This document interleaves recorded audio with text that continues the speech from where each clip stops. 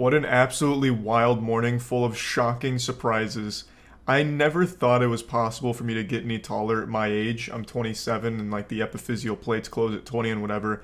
I didn't think it was possible to grow anymore. And I didn't. But I also didn't think it was possible for Elon Musk to just outright try and buy Twitter. And that seems to be happening right now. Today, Elon Musk put out a public statement with a real offer to buy Twitter, which was sent to Twitter at $54 a share. So coming out to roughly a $43 billion buyout of Twitter. I said publicly I don't think there's a chance Elon would ever try this. Not that I'm like Elon Musk's PR guy or his fucking therapist or whatever. I don't know him. It's not like a parasocial relationship. But this guy goes on Twitter and dank meme shit posts every day. I remember for a little while he was talking about buying Fortnite just to shut it down. Thinking about buying Santa's workshop and hiring all the elves to pump out Teslas for all the good boys and girls in the world. He makes posts like that all the time, like, yeah, I might just buy this, might just go ahead and take control of this. And he never does or anything, so when he initially made the tweet saying, yeah, I might just buy Twitter, why not, fuck it. No one really took it seriously, myself included. I swear to God, Elon Musk took a puff of a joint one time on Rogan, and that changed his life, it feels like. Because from that moment, he just started going like a little hard here, getting a bit wacky. I wouldn't be surprised if tomorrow he makes an offer to try and buy heaven from God. But anyway, no one took him seriously when he's like, yeah, I might buy Twitter.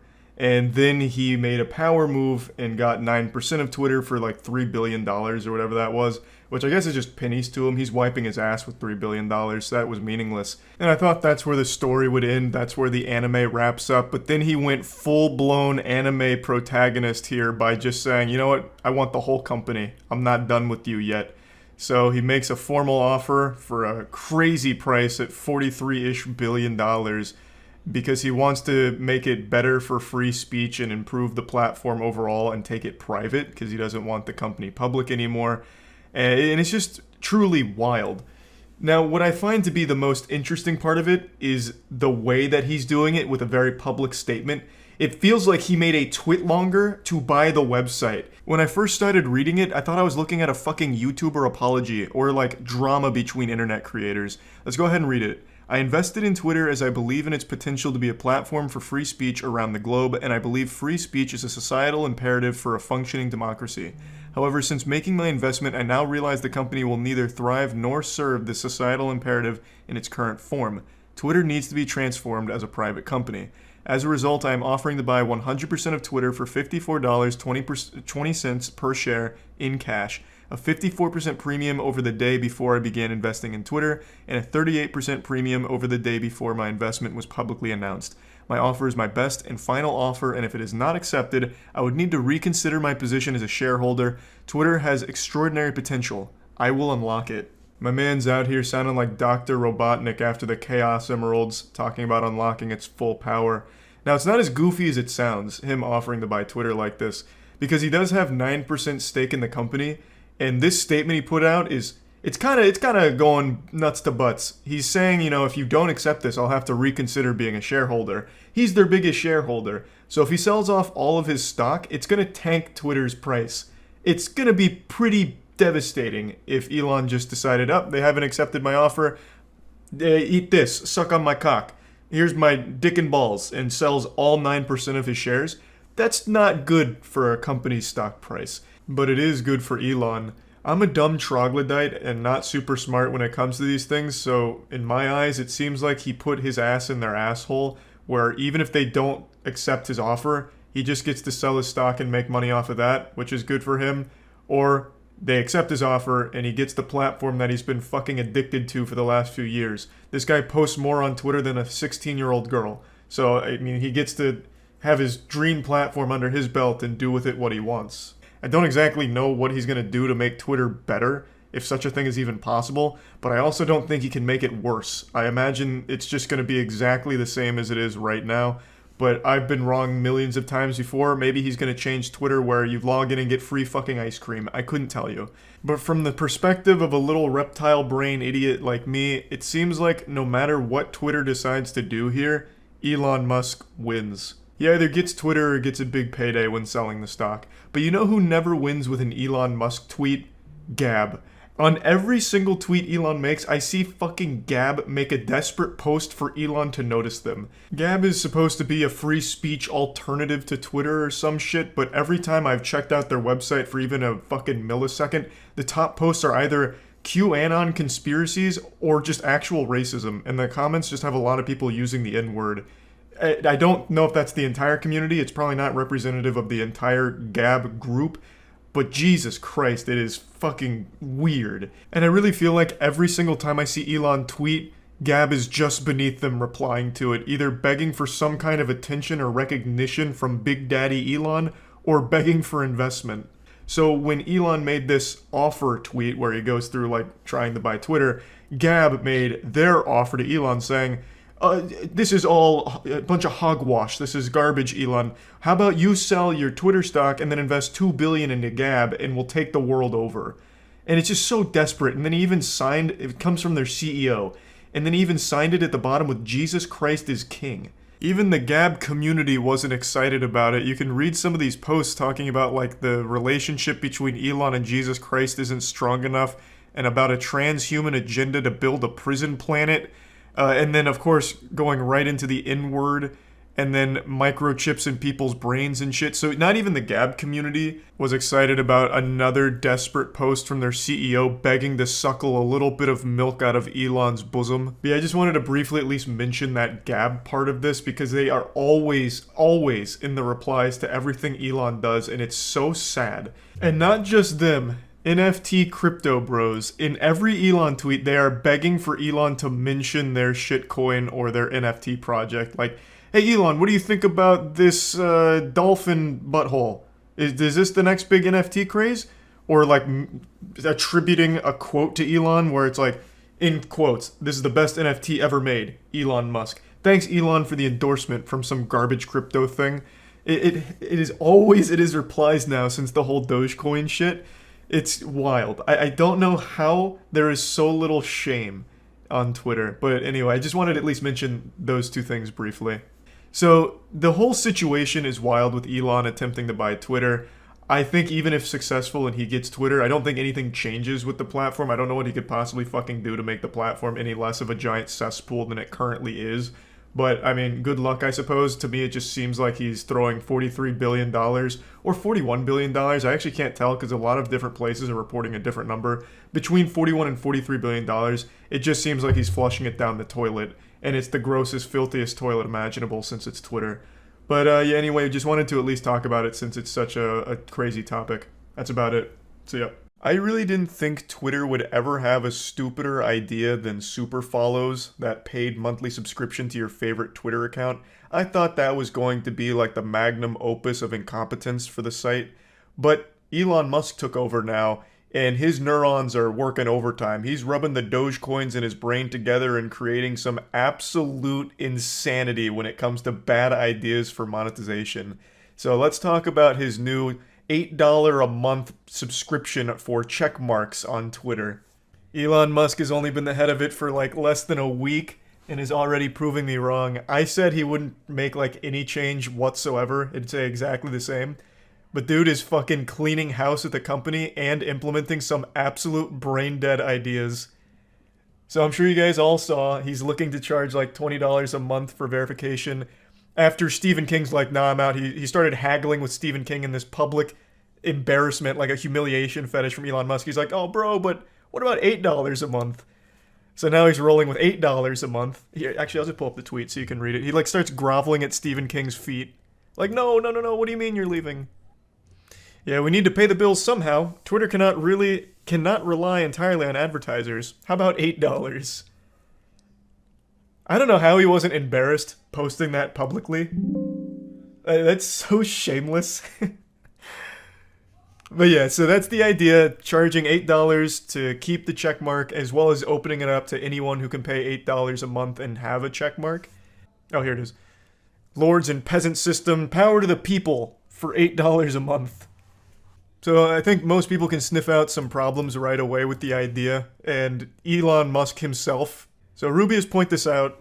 What happens when a random user pays $8, changes his display name to Elon Musk using your same profile pic, starts tweeting like you, verified checks exist so people know they follow the real person. He doesn't even address that. He just said it already happens, which he's just blatantly wrong about. There's currently, at least not from the last time I checked, which was 2 hours ago, there is no verified Elon Musk scamming accounts, but there are people like impersonating him without the check mark. Whereas this can have verified scammers. But regardless, not even the biggest takeaway here. I think anyone who pays $8 for a check mark is an absolute certified fucking loser. It should only be used by like companies, maybe. I could see that like companies or businesses wanting it. Individuals, I think that shit is trash. Like, you are basically just begging to be bullied. Like, that's like an elevated chat, but on Twitter. That's just a -8 in every reply. I would not take a check mark from anyone seriously anymore. It would be too embarrassing. But yeah, his whole thing is like, it's going to... Actually, here, let me just pull it up instead of put words in his mouth.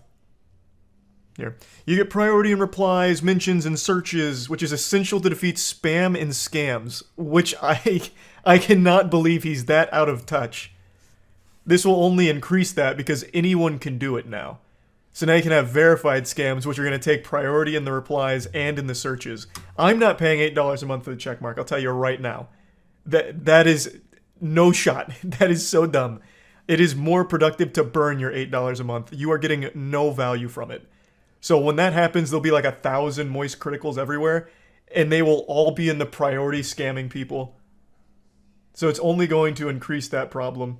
And you don't even get an ad-free experience, you just get half as many ads.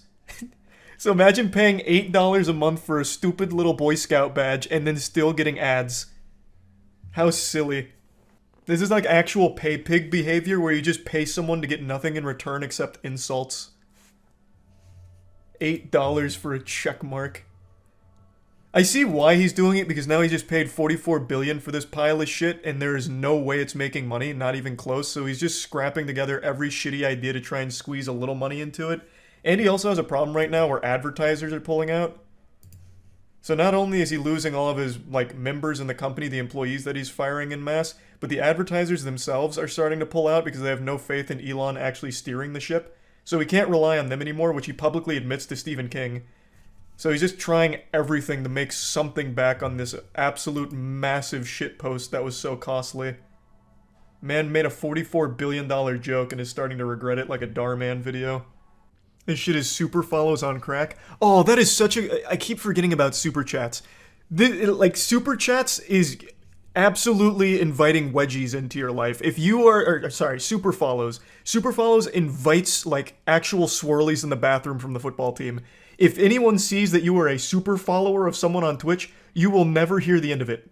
You are going to be absolutely bullied on Twitter forever. So people don't do it. You never see super followers. Because you're paying for fucking nothing. And that is exactly what the checkmark's about to be with the $8 a month. It's so beautiful. I want to quickly explain super follows a bit more since I'm aware that most of you probably don't even know what it is. It's a system Twitter rolled out where you can do a monthly paid subscription to your favorite Twitter accounts, and you get like a little badge that highlights you that you're a super follower publicly so you can stand out in conversation, and you get bonus tweets. You probably haven't seen any super followers because no one uses it because it's downright embarrassing. This is just like going out in public and asking to be spit on. If someone sees you're a super follower on Twitter, good luck having anything you're talking about be taken seriously. And this is what I feel the checkmark will become with this new system if it goes into place. Because you're paying for nothing, and it publicly shows that you are wasting your money. So of course you're just going to be insulted for it, and I think that's going to be a deterrent for people buying it. Like, I just don't see why anyone would when you don't get anything in return for it except for a public badge that lets people know you're wasting your money. Oh, to all complainers, please continue complaining, but it'll cost $8. Fucking epic.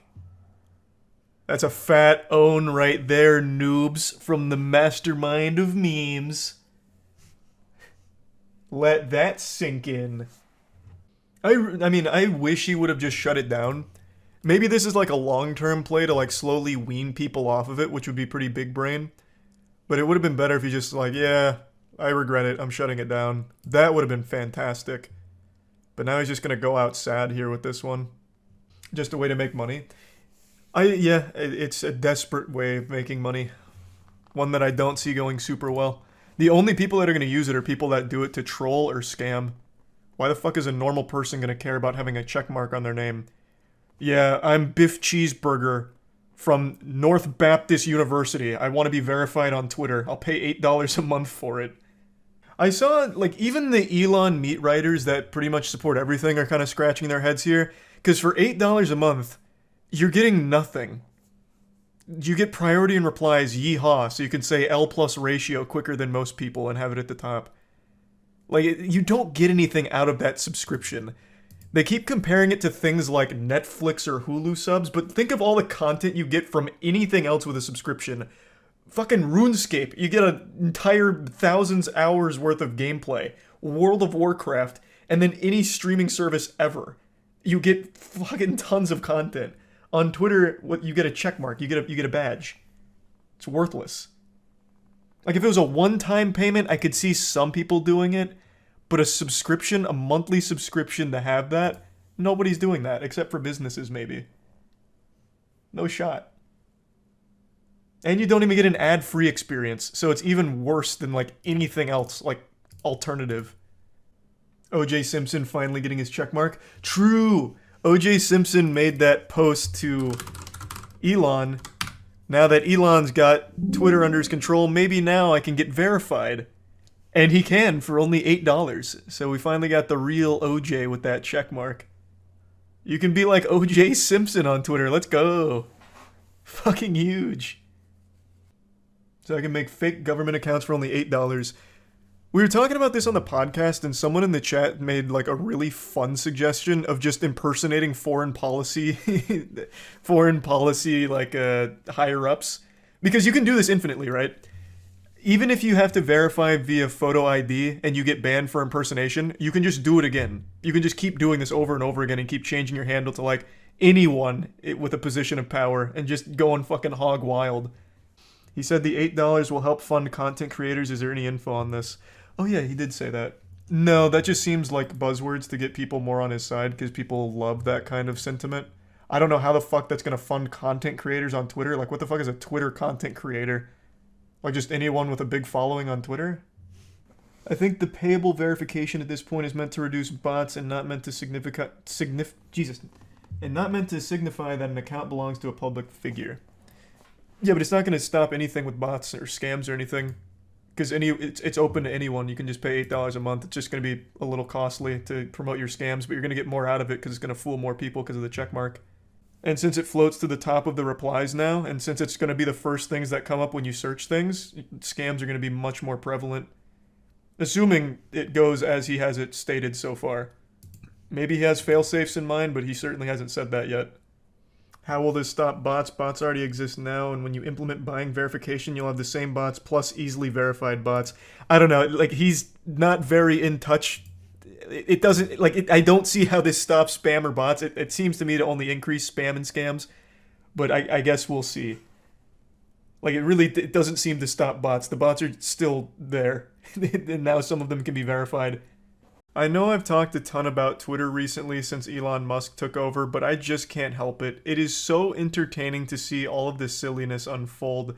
It's become my go-to soap opera. I'm more captivated by this than I was Better Call Saul. I'm waking up each day to new Twitter drama, a new catastrophe, and it is putting a massive smile on my face. Elon's been celebrating the active user records they've been hitting recently, and I don't doubt that they're breaking records with active users right now. I imagine there's tons of people just like me signing on every day just to laugh at the state of the site and laugh at all of the impersonation accounts that are all verified now and costing real companies billions of dollars.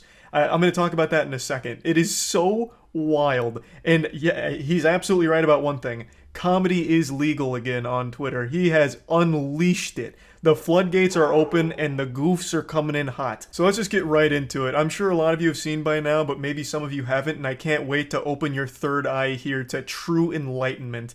This is trolling to perfection. So Elon Musk announced for $8 a month you can get a verified checkmark. Doesn't matter who you are, it's open to the public, you just have to pay for it. This has also led to some confusion, especially surrounding my personal Twitter account because I'm still verified on there. So a lot of people have been accusing me of being a hypocrite, saying, interesting, you still have a checkmark, clearly paying $8 a month even after you criticized it so heavily. Let me make it clear. I don't pay for Twitter. Like I said, I still believe it's a fucking dumb, brain-dead, dog shit idea to pay $8 a month for a check mark that's basically a Boy Scout badge for humiliation. I would never do that. It's more shameful to pay for Twitter than it would be to pay for a happy ending at a massage parlor. So no, I'm not paying for Twitter. I still just have the old check mark on there. Now to get back on track, Twitter Blue has fully launched and it is a colossal flop. It's having a box office performance like The Room here. It is just a fucking failure, it seems. A lot of the numbers that are being reported are all over the place. They range between 100,000 on the low end up to 440,000 on the highest end that I've seen. But let's go ahead and round that up. Let's say there's 500,000 Twitter Blue subscribers, and all of them are paying $8 a month. That's $4 million a month coming into Twitter. That doesn't even cover 2 days of their operating cost, because Elon Musk has claimed Twitter is losing $4 million a day. So through Twitter Blue, they're able to make back 1 day's worth of operating cost. That's it. And that's their monthly subscription. So after a month, they'll be able to pay for 1 day's worth of running Twitter. What a tough pill to swallow, I'm sure. Let that sink in, am I right?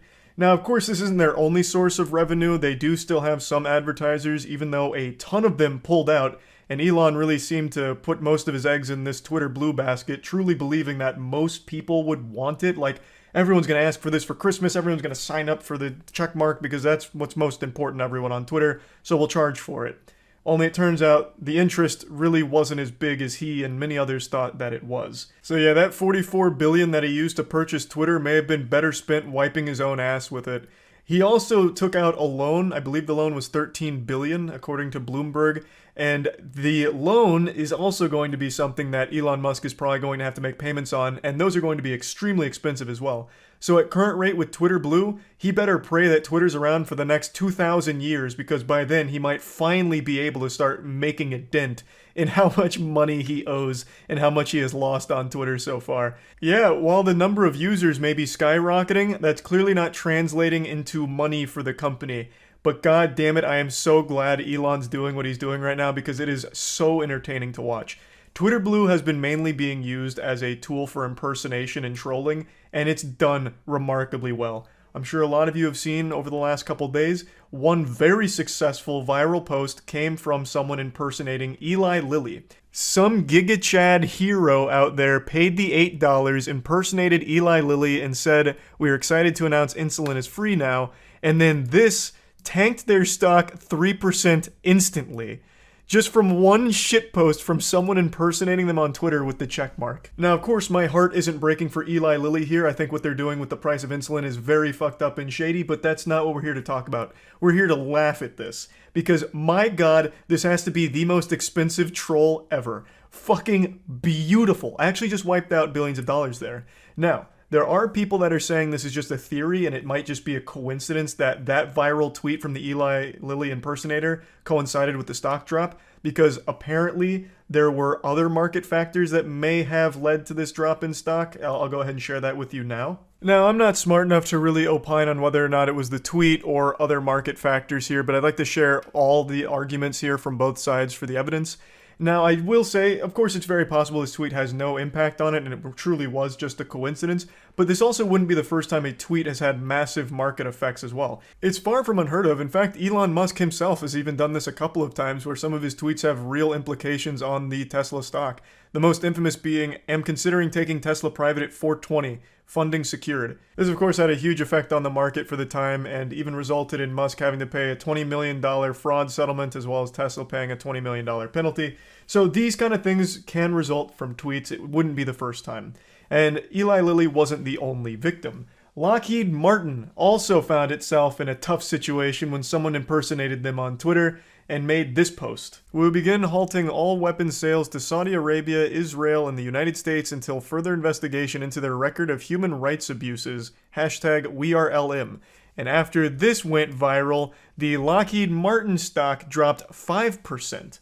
Now, this of course could be chalked up to yet another coincidence, and a lot of people do believe that's the case, because the entire defense industry was down on this day. So yes, it is very possible that, again, this was just a big coincidence. I do think it'd be a little odd that the same thing happened in two different industries under similar circumstances, and it just happens to be coincidental, but of course, it's also a hard sell to claim that those tweets actually had that huge market effect. There's really no telling, but regardless, it's super entertaining. It seems, most of the people that are buying Twitter Blue are doing it just for this shit, because even if they're not trolling massive companies to cost them billions of dollars, they're making impersonation accounts for people in positions of power and saying really goofy shit like, anyone else up right now playing with their Johnson? I've got lotion on my dick right now. And it's all verified accounts from people like Barack Obama, Bernie Sanders. Like, it makes me laugh every time. It actually does. That little check mark and then taking their profile and just mimicking it and then saying shit like that is somehow just a recipe for good laughs from me, as well as many others, which is probably why the usage is at an all-time high. It's just been so entertaining. But unfortunately, Elon Musk must have felt the pressure, because both Eli Lilly and Lockheed Martin have shown that they're really not happy about what's happening on Twitter. Nintendo was also a victim of someone impersonating Nintendo of America and tweeting out a picture of Mario giving everyone the finger. But Elon Musk, in response to all of this, has shut down Twitter Blue for the time being to try and put a halt to all the impersonation. You have to wonder how Elon couldn't see this coming, or how anyone could have possibly convinced themselves this wouldn't happen. If you go back to the videos I made talking about this system and how it would likely be abused, there were so many people huffing copium that saying things like, no, this wouldn't happen. You think you're as smart as Elon? He's clearly thought of this. There must be fail-safes in place to prevent this from happening. And then bang. The exact thing that everyone knew would happen, happened. And some people are acting shocked about it. This was the most predictable outcome. This is the most predictable situation imaginable that would arise from this system, this Twitter Blue $8 a month system. Everyone who even thought for a single second about this knew this would happen. It doesn't take a galaxy brain intellect to figure this out, yet somehow Elon Musk, as well as I guess many others, for some reason didn't think this would happen. Which is wild. That's just absolutely wild. But it has been so entertaining to watch. I'm really glad he went through with it. So hats off to him for actually pulling the trigger on this dog shit idea. Because fuck, man, it has been so fun. So I just wanted to share all of this with you. I'm excited to see where it goes next. And yeah, that's really about it. See ya. The day of reckoning is upon us. The Armageddon the Bible warned us about has finally come true. The demon of Dogecoin has taken over Twitter, and he's already made some massive changes internally. It took only a matter of minutes with Elon Musk at the top of the Twitter food chain for him to let WrestleMania run wild and start firing people, including 3 top Twitter executives, the CEO, the CFO, and the chief legal officer. All of them were immediately just let go by Musk. Now, of course, they're not leaving without some compensation. They're getting a lot of money in this firing. But even still, he just took 3 of the top executives and just said, pack your bags. You're going home. But before I get into those changes, I want to go over the reception to this news, because I've already seen some wacky tantrums being thrown about it. And overall, people are more divided than my butt cheeks on how to feel about all this. So I want to give my perspective right away. I'll toss my take out there. I think this is just going to be a huge nothing burger that most people are going to forget about in 2 weeks, because there's not going to be any meaningful, noticeable difference in the platform itself with Elon Musk at the helm. I think the problem with Twitter isn't necessarily a platform problem, it's a people problem. It's just fucking dumb, stupid idiots on there, and since everyone has a voice that's amplified because of just how big Twitter is, those things gain steam, gain traction, and then you have people always arguing with each other over the stupidest shit. Biff Cheeseburger over here is talking about how women are sexually abused because it's their own fault for what they're wearing, and then that ends in like a giant viral conflict where people are somehow debating this as if there was ever even like a legitimate argument in the first place, besides just the incoherent ramblings of a raving lunatic. So I don't even think the biggest problem with Twitter is with the platform itself. It really feels to me like the main issue is just the people. Twitter is a more toxic place than Chernobyl. Twitter is like the modern age equivalent of using asbestos in everyday life, just slowly killing your brain cells instead. It's just awful. And I don't know what Elon Musk could possibly do to make it better, but I also don't think there's anything he could do to make it worse. I think currently Twitter is in the worst possible state it could be, and even if he starts unbanning accounts, I don't see that somehow making the platform worse. Like, it really feels like it's genuinely rock bottom, like the bedrock in hell itself. So really, the only way to go is up from here, but I just don't see it happening. I can't imagine a world where all of a sudden Twitter rallies and becomes a positive force for good in the world. But maybe I'll be proven wrong. Maybe Elon Musk has some grand vision for the platform that I'm too stupid to see. Though I highly doubt that he has any plan at all besides he thought it'd be a fun joke and he wipes his ass with $40 billion, so why not buy it? So anyway, that's my whole take on it. Oh, I will say though, as I've been very upfront in the past, I'm not a huge Elon Musk fan. I'm not like a diehard Musketeer or whatever the super fans call themselves, or the cult-like following he has with crypto bros who huff copium every single day, replying to all of his tweets, praying that he'll at least give them a crumb of attention to try and save their dying shitcoin. Yeah, overall, I'm just not really an Elon Musk supporter, and even I don't think this is going to somehow plummet Twitter into an even deeper shithole status. But some people really seem to think so. I won't go through a ton of them. In fact, I really only want to look at one. Most of the responses were very pretentious and exaggerated about how this is like going to ruin the entirety of society. This is going to plunge us into a deeper divide and everything's ruined now that Elon Musk has Twitter. But the one I want to focus on is one that I saw floating around all over the place, and it said, "The gates of hell opened on this site tonight." As if they weren't already. There are pedophiles using Twitter openly. Zoophiles that get viral posts talking about how zoophile acceptance is important. Twitter is already the gates of hell, and we are constantly taking a look into the abyss. That's not going to change with Elon Musk at the helm now. It's not like it was in a good state before Elon Musk. It's not like Elon Musk came in here like a burglar in the night and stole the crown jewel of society. He basically came in here like a garbage man and swept up a pile of dog shit and kept it to himself. Nothing is really much worse right now. I don't know what this journalist who made the tweet was seeing. I don't know where they were that all of a sudden Elon Musk taking over suddenly sprung forth all kinds of foul miasma that just spread throughout all of Twitter like a plague. It's exactly the fucking same.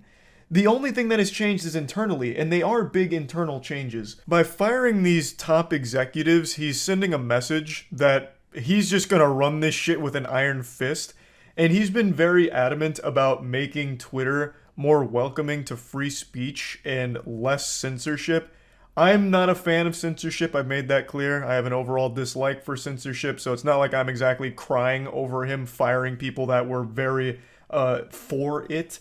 So him firing these people doesn't make me upset. It seems to have made other people upset, which surprises me considering most people don't like the state of Twitter pre-Musk anyway. So I don't think there's anything wrong with trying to change course and experiment with other options to make Twitter somehow marginally better. He said in a Twitter post that he's going to be forming a content moderation council with widely diverse viewpoints and that no major content decisions or account reinstatements will happen before the council convenes. And so far, this is the only strategy he's revealed publicly with this team that he's going to be setting up. And I guess we'll see how it all plays out. I, again, don't think this is going to lead to any massive changes, positive or negative, to the user experience on Twitter or the platform as a whole. I guess we'll see, though. I'm always up to be pleasantly surprised. Well, if it's positive. So yeah, that's about it. See ya. I couldn't have been more wrong. When Elon Musk took over Twitter, I was convinced there really wasn't a lot he could do to make it worse. And he has absolutely slapped me around here and spit in my face, letting me know that no, it always could get worse. I already made a video talking about his $8 a month for the check mark on Twitter, his verification, his pay-to-win opinion scheme where you can pay $8 a month to have your check mark and you get priority in the search and replies and all that. I already talked about that at length. The main takeaway there is I just find that to be really embarrassing. To publicly display that you pay for a service like Twitter is more shameful than letting people know that you pay for furry porn. So I just thought that would be a little Boy Scout badge people would always point and laugh at you for, and that was the worst thing about it. I just thought it was silly, especially because you don't even get an ad-free experience. You're paying $8 a month and he says you only get half as many ads, which is just a fat L. Imagine paying a monthly subscription and still getting ads. Yucky. But today, Elon Musk actually made a much more concerning announcement regarding this new program, where if you don't pay $8 a month for Twitter, if you try and use Twitter for free, as it's always been, you're basically shadow banned. At least that's how it sounds coming from his mouth. Your replies aren't really going to be seen. He says verbatim, you'll have to scroll far to see unverified users, which sounds like going forward, you'll need to cough up $8 a month in order to have a voice. To anyone with their brain even remotely functioning properly, you'll recognize this is the exact opposite of free speech, which he claims to champion for the platform. But I'm just going to publicly beg all Elon Musk meat riders to hop off his cock for just a few seconds here, put away your little sausage fingers before writing your comment about how upset you are that I insulted your savior, and just listen. Just join me on a magic school bus ride through this absolutely terrible idea and why this is such a fucking outrageous program. So how do you prevent the use of the N-word? We should be able to figure out with software how to moderate this and prevent that from happening. Is that true or not? What I'm trying to achieve with this sort of enabling everyone to be payment verified with Twitter Blue is to try to get as many people payment verified as possible. It's only $8 a month, although for some people that were complaining about that, and these are people who pay more than that for their latte. Elon was asked his strategy for combating hate speech, racism, anti-Semitism, all that, and he brought up the payment subscription plan as a way of fighting against it. But I wanted to highlight this part here where he compares the price of a Starbucks latte to the subscription plan, because he loves this one. This is for some reason like his smoking gun. He's already posted this dank meme about it, so this is pretty much his anime signature finishing move. This is his Kamehameha. He really thinks this is just a checkmate, like, so you'll pay $8 for a Starbucks latte and it only lasts you 30 minutes, but you'll cry about $8 a month for Twitter and it lasts you 30 days. Curious. So you'll pay $8 for a drink and it only lasts you a couple of minutes, but you're going to go ahead and whine and throw a temper tantrum for the same price for having a voice on a shithole platform? Very interesting. I'm not a Starbucks enjoyer. I don't like Starbucks. I don't go there. Maybe the drinks are overpriced. Couldn't tell you. But that's neither here nor there. This is just like a gotcha moment that a child would think is clever. Like, Mom, Dad, why won't you buy me the new Call of Duty game? We spend more on groceries every week, and this is just a one-time purchase. And some of those groceries are so yucky, like broccoli and shit. We're paying more for that than Call of Duty, so just get me Call of Duty. Or back in the day when streaming services first started popping off, streaming service to nutbutt.com is only $6 a month. That's less than a single meal from Burger King. It's just so silly. You're comparing things that aren't even comparable. You're comparing food to a checkmark on Twitter. Like, it's so dumb. I also see a lot of people bastardizing what free speech means in order to fit their own personal image of Elon Musk as the Messiah. People are saying this is just how it's supposed to be. Twitter's like this big public bulletin board where anyone can go up and post something on it, but now you can pay to post something bigger on it on top of those. And I guess you're not, like, wrong, but why is that something that's good? In fact, this is the exact thing people were upset about before Elon's takeover, talking about silencing their voice, where more powerful, more wealthy outlets were overshadowing their side of things and their opinions. And now it's just like a blatant system that celebrates that fact. And for some reason, because it's Elon, they're like, oh no, this is good now. Part of it's revenue, part of it is payment authentication. And so if somebody, because there is a huge problem with spam and bots and trolls on Twitter, and organizations trying to manipulate public opinion. But if we can get enough verified users, and we're going to prioritize Twitter search, replies, mentions by verified users first. This is not news. He made this very clear with his initial post saying, like, the benefits of the checkmark going forward, which is priority in these places. But what wasn't clear is not only are they getting priority, but the people that don't pay for it are getting fundamentally shadow banned. And he's going to go a little further on that in just a moment here, but I just wanted to point out that's not new. He made this clear that by paying for it, you are going to have the benefit of being, the superstar of every single post you ever make, I suppose. People will see that you pay $8 a month for Twitter, they'll give you a thumbs up and start throwing roses and blowing kisses your way for such a great financial decision. This isn't any new information, but I just want to again let everyone know that this is the value that they're paying for $8 a month on Twitter. With blue checkmark, then you're prioritized. and hateful conduct pays. But if somebody risks losing even $8, the net effect will be over time that the verified users will pretty much always be at the top of comments and search, and you won't really see. You'll have to scroll far to see the unverified users, which will be the bots and trolls and whatnot. So if something we don't want to see, it gets pushed way down. Yeah, just the basic. I promise you, if this was announced before Elon Musk's takeover, there would be nobody defending it. But the fact that Elon Musk has people that would throw themselves in front of a fucking moving train if it meant saving Elon's reputation, they're doing the most incredible mental gymnastics to try and spin this as a positive thing, which it's not. This goes against free speech. Plain and simple. It absolutely does. If you don't pay, you don't have a voice. It's as simple as that. What he's describing here, where you just get pushed to the bottom and you really won't be seen, that's called shadowbanning, and it's something everybody hates because it's just downright wrong. It's fucking evil. And he's celebrating it like, oh, if you're not paying me, if you don't have that check mark, you're not going to be seen. That's not a flex. That's not something people will wiggle their finger about with a smile on their face. That is a Wumbo-sized box of ass right there. What a load of shit. It's so dumb. And another fundamental misunderstanding Elon Musk can't wrap his brain around is the fact that there are people that aren't bots, aren't trolls, that won't pay $8 a month. He says you won't see from these unverified users, that's the bots and the trolls. So in his mind, the only unverified users are bots and trolls. He can't comprehend that there's going to be real people with real voices that either can't afford $8 a month or just don't want to pay $8 a month. But he still just throws them down just like, oh no, they're beneath us. Those are bots and trolls. Those unverified users, not real people.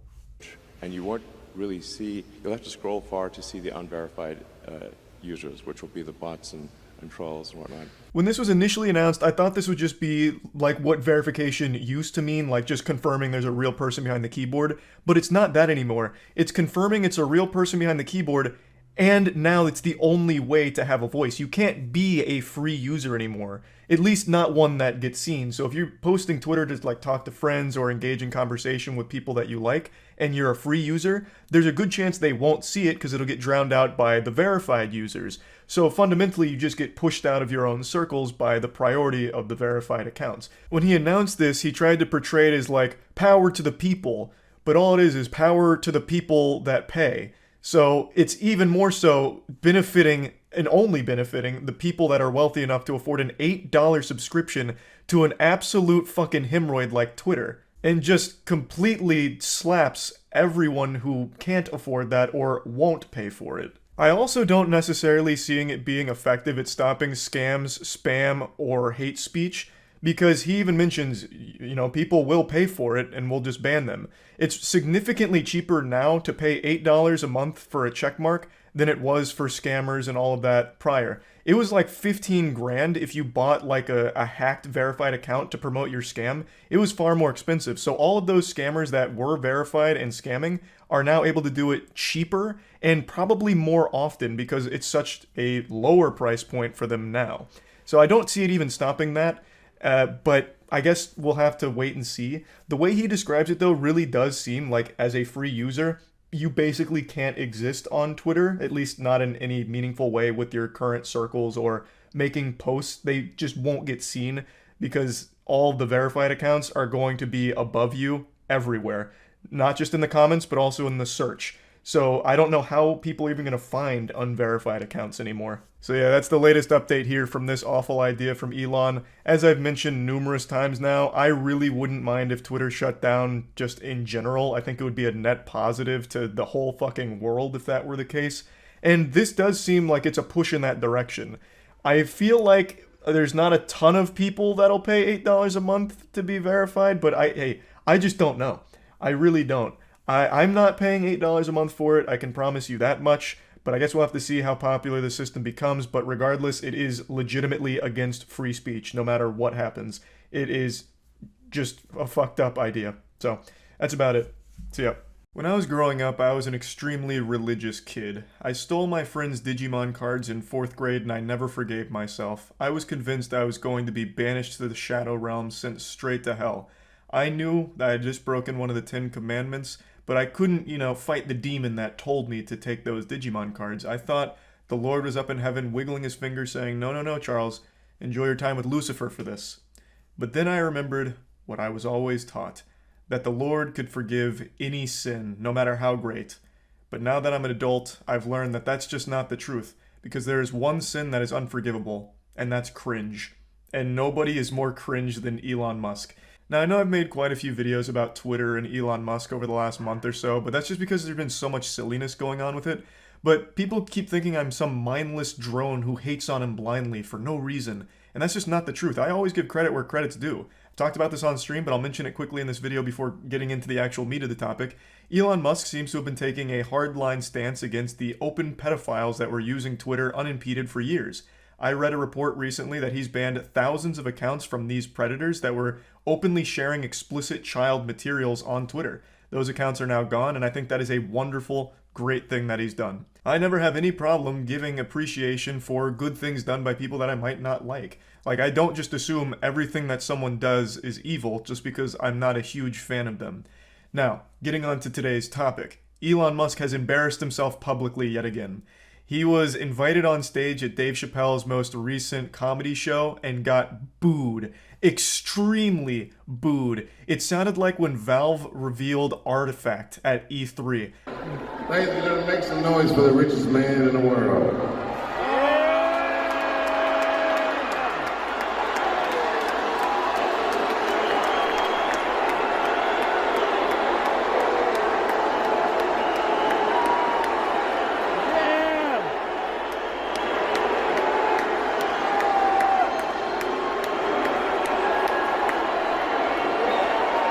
There's so many boos, it sounds like a stock sound effect from a cartoon. I was surprised tomatoes weren't flying during this. Like, there are, of course, some cheers mixed in there, especially from, like, the cameraman and the people next to him, but the overwhelming amount of the noise is boos. And it's not surprising, regardless of what your political beliefs are, the question remains, why is Elon Musk at a comedy show? He's not a comedian, he's not even entertaining. Every interview he's ever done, every show he's ever been a part of, he completely lacks charisma and he just doesn't really tell jokes in general. Like on Twitter he tells jokes, but those are stolen from replies. I actually saw him do that in real time once on stream when we were just going through like some latest Twitter drama. He had literally taken the top reply to a tweet about Kathy Griffin being banned, saying, well, she was actually banned for impersonating a comedian. Elon Musk took that reply and then 30 minutes later said the exact same thing. Just stole it. He's like the Amy Schumer of Twitter. He also, of course, doesn't make his own memes, he just steals those too, so he's not exactly like an entertaining person. Why is he going to be like the guest at a Dave Chappelle show? Like, he's not going to go up there and tell jokes, and he clearly didn't have like a script or anything, because he really flounders here. Like, this was rough. This was brutal to listen to. I also don't think it helped that Dave Chappelle just introduced him as the richest man in the world. Like, what kind of response are you expecting there? Like, cheers like, oh, whoa, whoa, whoa, he's got a lot of money, whoa, he's got a lot of money, wee, that's what I came here to see, a rich guy, and no comedy. Like, I don't know why that intro is supposed to get people hyped. Like, okay, he's the world's richest man. And what's he gonna do? Is he here to make us laugh? Or is he just here to be like a circus freak? Like, wow, look at this guy, the world's richest man. Well, hey, why are you not applauding him for being rich? Cheers and booze, I see.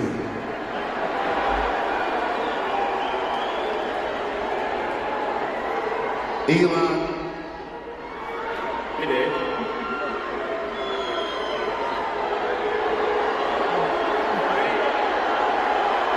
Yeah, I just don't get what the plan was here. Elon Musk doesn't say much of anything. He just kind of stands there awkwardly looking down sometimes like a kid at homecoming who didn't get a date. And then he says, hey, Dave, and that's it. He's like pretty much silent for most of this while Dave Chappelle desperately tries to ease the discomfort. It's just fucking weird. Weren't expecting this, were you? It sounds like some of them people you fired are in the audience.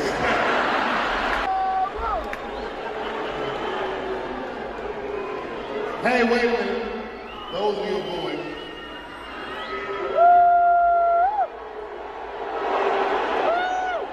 Dave Chappelle gets some laughs out of the crowd, hoping that they can then move on from this situation, but the damage is already done. They just go right back to booing. I don't know what his thought process was here, bringing Elon Musk out, as if that was like going to go over well. It's a comedy show and he is not entertaining. Like, set aside the political beliefs or anything of what the audience might disagree with Musk on. The fact of the matter is, the guy is just not entertaining. So why bring him out to a comedy show?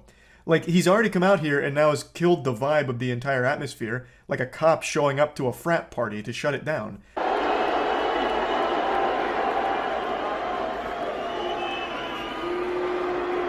Tough road ahead, it sounds like. But you notice one thing, all these people are booing, and I'm just pointing out the obvious. You have terrible seats, and I understand. All coming from way up there. This is when it gets super sad. Dave Chappelle starts fighting for Elon Musk's honor like a K-pop stan going to defend him in the comment section. So Dave's diving in front of all of the boos that are being tossed his way like he's deflecting bullets from the president. And he just shits on his own audience for not liking Elon Musk popping out here like a jump scare. He says that the majority of people booing are the ones that have terrible seats, thus implying it's poor people that are booing him. Like, what the fuck, man? That's just like a lame joke, like, in general. I understand that you're probably like a little panicked here and very uncomfortable with this situation because the guy that you invited up, your buddy, isn't being received well by your audience, but why are you shitting on them for it? It was a stupid idea to bring him out in general. Even if he wasn't like a controversial figure, if you just bring up someone that's not even associated with comedy, they're probably not going to be received well at a fucking comedy show. Like, it's just that simple. Like, he could have called up like, hey, everyone, and now introducing the world's best plumber. This guy's helped me with so many of my toilets. Like, okay, and why is he here? Like, why are we supposed to get excited for that? But at least in that hypothetical situation, the plumber has a chance of being, like, fun to listen to with jokes. Everyone already knows Elon Musk can't tell jokes, so there is literally nothing to even be remotely excited about other than, like, hey, he's got a lot of money. Like, what? Like, it just doesn't make any sense. Dave, what should I say? Don't say nothing. Okay. It'll only spoil the moment. Do you hear that sound, Elon? That's the sound of pending civil unrest. Oh, that desperate Dave, what should I say? Oh my god, it's like in middle school when you're giving that class presentation, you're super nervous and you start freezing up. Oh, fuck me. Dave, fucking help, please. What should I say? Tell me what to say. Like, what a disaster. Now, we talked about this on the podcast, and Kaya made a good point. What should have happened here if they really wanted to integrate Musk into this, it should have been treated like a roast session. The guy is not good with, like, scripts or anything. Look no further than SNL when he fucking bombed on that. But you could treat it like a roast session where Dave Chappelle makes jokes about him, you know, all that, and Elon Musk takes it on the chin. It makes him look humble and like a good sport. But this is just a disaster. And speaking of disasters, the first two accounts that posted footage of this got deleted. Now, whether or not they were banned for sharing this embarrassing moment of Musk, or if they deleted the accounts themselves, there's no telling. But the first two accounts that posted this video are no longer on Twitter, which is a little weird. I'm going to hope they deleted it themselves and weren't banned for showing this video. Because if so, that would be a huge red flag on the enforcement of Twitter's policies, because this violates no rules. This is just showcasing a really embarrassing moment from Elon Musk and Dave Chappelle here. Like, that's not against the Twitter terms. There's no reason why that should lead to a ban. So I'm hoping that their accounts were just deleted, and that them being banned is just a conspiracy. But there's no telling. What is confirmed, though, is Elon Musk made this tweet about 2 or 3 hours after being booed off stage at Chappelle's performance. Now, whether or not this is in response to getting booed, I don't know for sure. But he said the woke mind virus is either defeated or nothing else matters. So he leaves the stage with tears in his eyes, his ego shattered, and then shortly after, this tweet comes up. I don't know if this was just weirdly timed pandering or if he's actually blaming woke people for getting booed off stage, but to me it feels like he really believes the only people that would boo him are woke people. My man, you were at a Dave Chappelle show. That is not a woke audience. You can't keep falling back on this woke boogeyman and just writing off people that don't like you as being plagued by wokeness. You went to a comedy show, you're not a comedian, and you're not entertaining. Of course that wasn't going to be received well in any universe. Oh, also, I think it's only fair I mention how the show actually wraps up. Elon Musk gets into a crouch position, makes a huge gesture, gets the mic and says, "I'm rich, bitch." And that's it. And he actually butchered that line, by the way. He delivered it like there was peanut butter all in his mouth, so he couldn't actually get all the words out properly. and then the music plays and they walk off.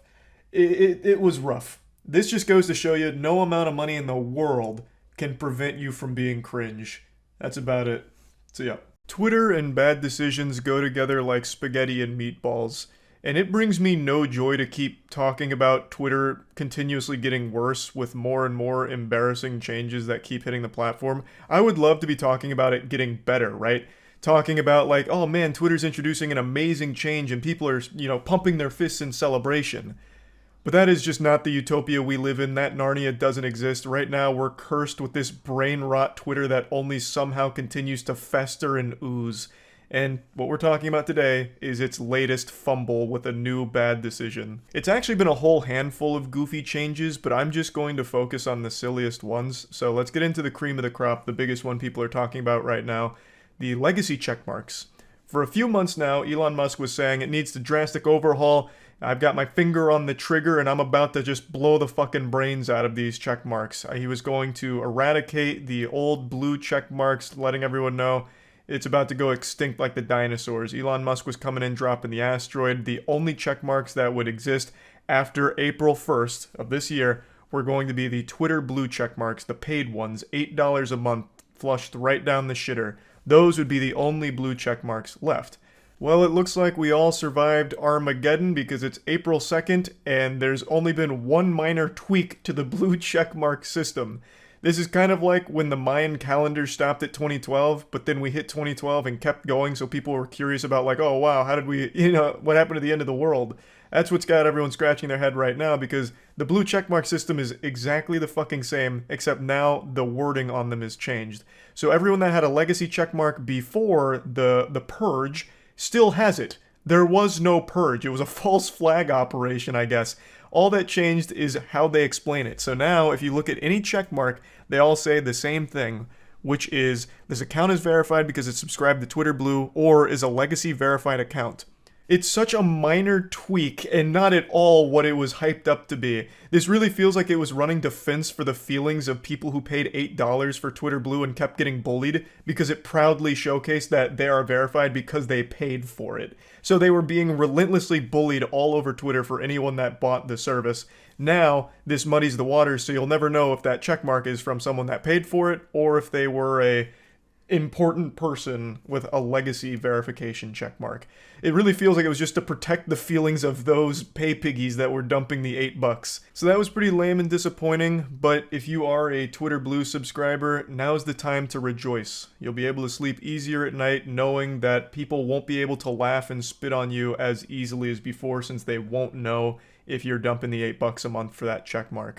But there have been a couple other changes that I think are worth mentioning here since we're talking about it, and one of them is about the other two badges. So there's also a gray badge in addition to the blue one. This is a completely different badge, and it's reserved for government officials or politically powerful people. It goes to them. That's not something you can buy. That is something that you have bestowed upon you, like Elon Musk personally knighting you with the gray badge on the platform for the politically powerful people.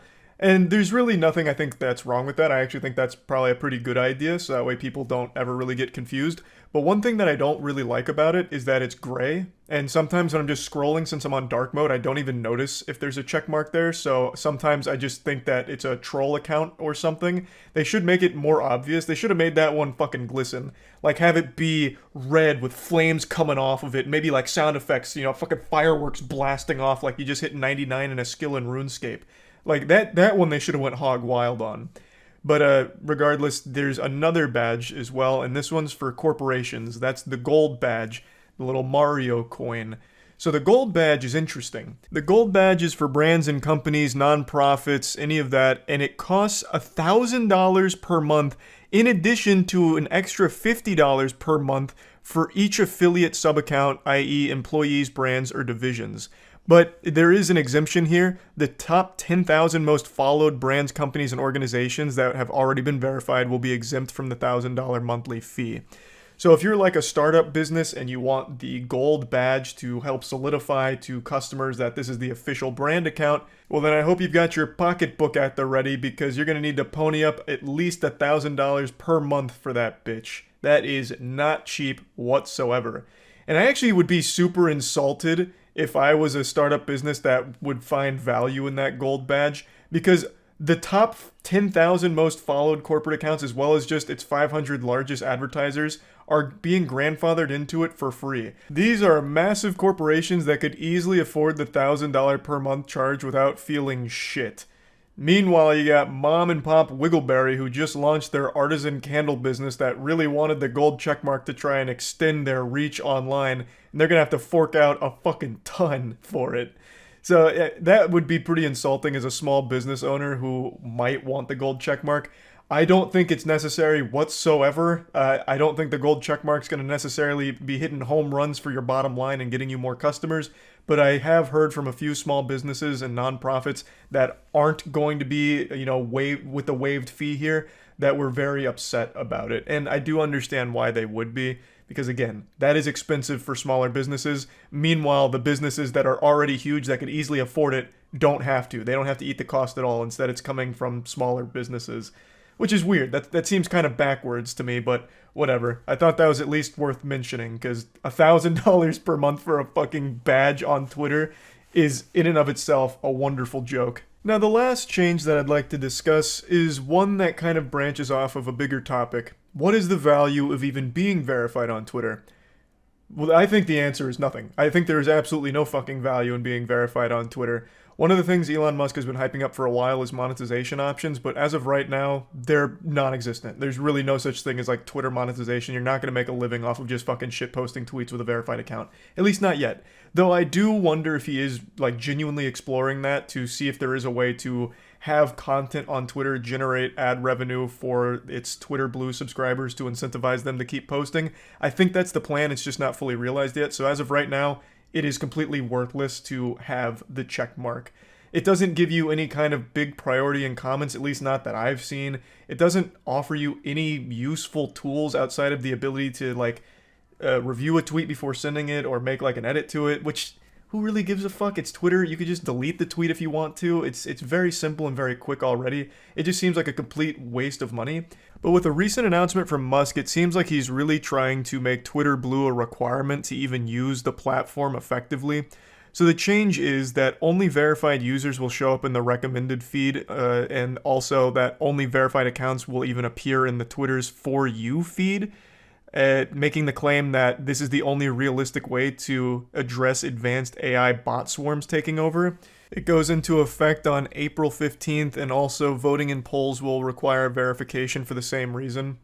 I don't really care too much about the poll voting shit. That doesn't matter at all to me. Twitter polls are completely fucking useless.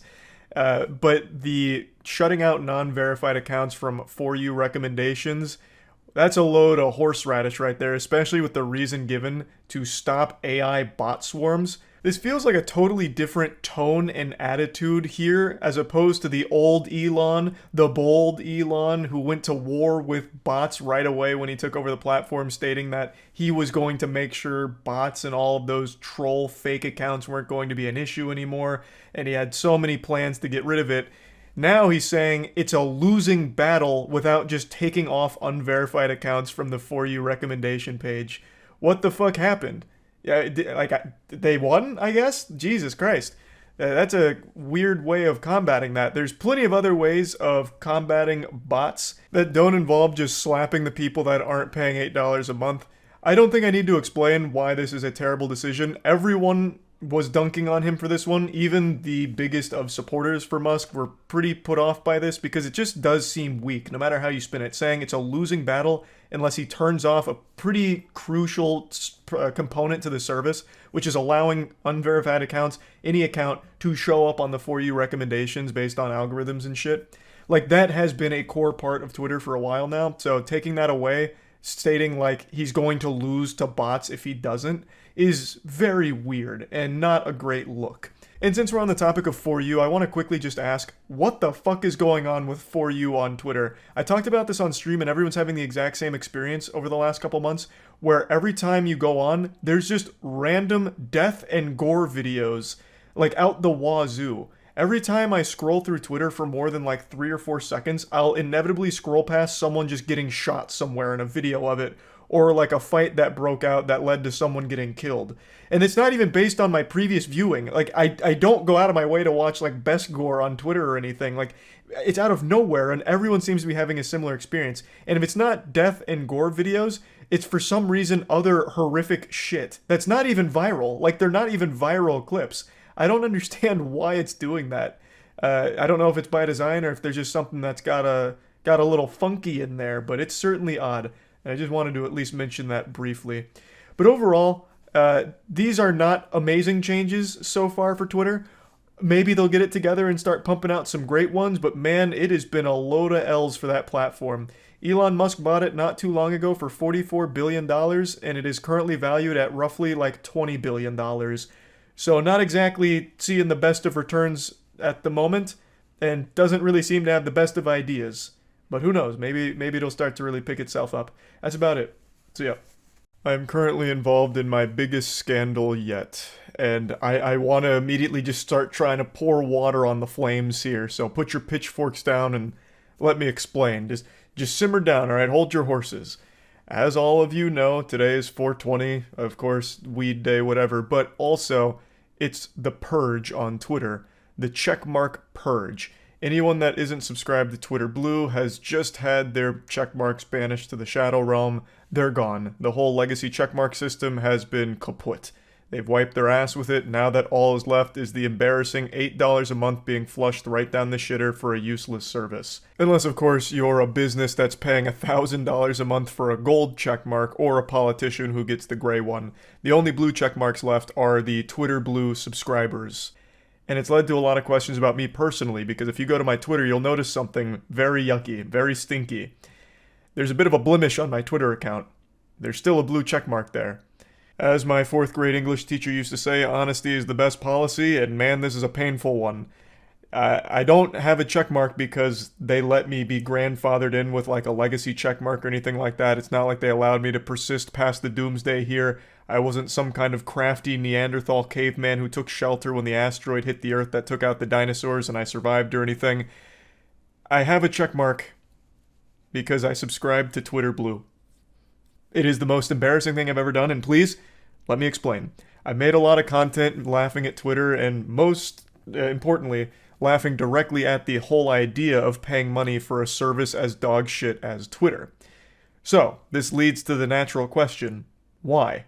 With the way people have been tagging me, like, you know, with tears in their eyes, crying about, you know, why, Charlie, why have you forsaken us? Why do you still have the blue check mark? What went wrong? Like, it feels like I just fucking stole Christmas like the Grinch. So please allow me to explain, because I have a good reason, damn it. So, like I said, I've made a lot of videos talking about a lot of Twitter goofiness, and of course one of those topics was Twitter Blue as just an idea. Like, paying for Twitter is one of the stupidest things you could ever really do. It's like paying to have someone spit down your throat every day. It's a silly idea. But the reason I paid for it is because on stream, a couple of people brought up a good point. After they popped Elon Musk's wiener out of their mouth, they texted some shit in chat that actually made a lot of sense. They said, how can you criticize Twitter Blue if you're not going to use it? How can you know for sure that it's a terrible service with nothing redeeming about it if you yourself aren't going to engage with it? And I actually thought about that for a second, and it was like that fucking Onion article, like the guy everyone hates just made a really good point. And ultimately, I agreed with their perspective. I can't fully write off Twitter Blue if I don't actually know everything that's going on with it, since I wouldn't be using it. So probably about 2 months ago now, I took the plunge and made one of the most difficult decisions of my life. Like, this honestly felt like I was about to decide, you know, whether or not to pull a family member off life support or something. It was fucking painful, it was emotional. I was nearly like crying my eyes out about to part with $8 for fucking Twitter, an actual swamp cesspool of degeneracy. But I did it. I subscribed to Twitter Blue about 2 months ago, and that's when I learned the truth. My third eye was opened. I was fucking right. I could now wiggle my finger and say I told you so that Twitter Blue is useless because I was now using it and could confirm for sure that currently Twitter Blue is worthless. It offers nothing of value at all. It is just wasting money subscribing to Twitter Blue, at least in its current iteration. And all of the memes about like this motherfucker paid for Twitter, I think that's totally fair. I think that's super accurate. You deserve to be shamed if you're paying for something like Twitter Blue right now because there is no reason to. There is literally no reason to. It is literally a Boy Scout badge just to get bullied publicly and nothing else. You don't have access to any useful tools. You don't have access to any useful features. I'm going to go over everything you get with Twitter Blue right now so that you can see the full scope of just how meaningless it is. Maybe in the future there'll be some like implementations or changes that make it worthwhile. Elon Musk certainly seems to think so. He's constantly trying to drum a pipe for Twitter Blue, like pumping his fist saying like all of these incredible things are coming very soon, any day now. They're right around the corner. That's got to be the longest fucking street of all time if we still haven't got around that corner because there is still nothing on the horizon. It doesn't appear like anything's coming anytime soon right now. It's honestly just kind of sad. I feel like I'm eating alone at the lunch tables with all the other losers that have Twitter Blue right now. We're just the outcasts getting laughed at, and we absolutely deserve it.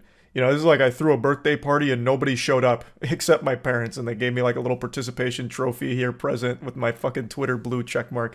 It's so embarrassing. Now let's go over what Twitter Blue offers. As a paying cuck of Twitter Blue, I have the ability to send out a tweet and then the option to undo it, immediately send it, or wait for this countdown to finish in order for the tweet to go through. This is, I guess, if I have a lot of immediate anxiety and regret after clicking tweet, I can undo it within a certain period of time.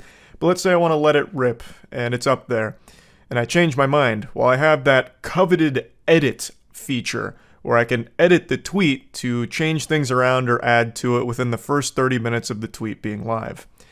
Now, I'm sure all of you with your thinking caps on will immediately recognize why that feature's fucking worthless. Because it's Twitter. If you regret something, or you decide you don't really want it up, or if you want to add something to it, you can just delete the tweet.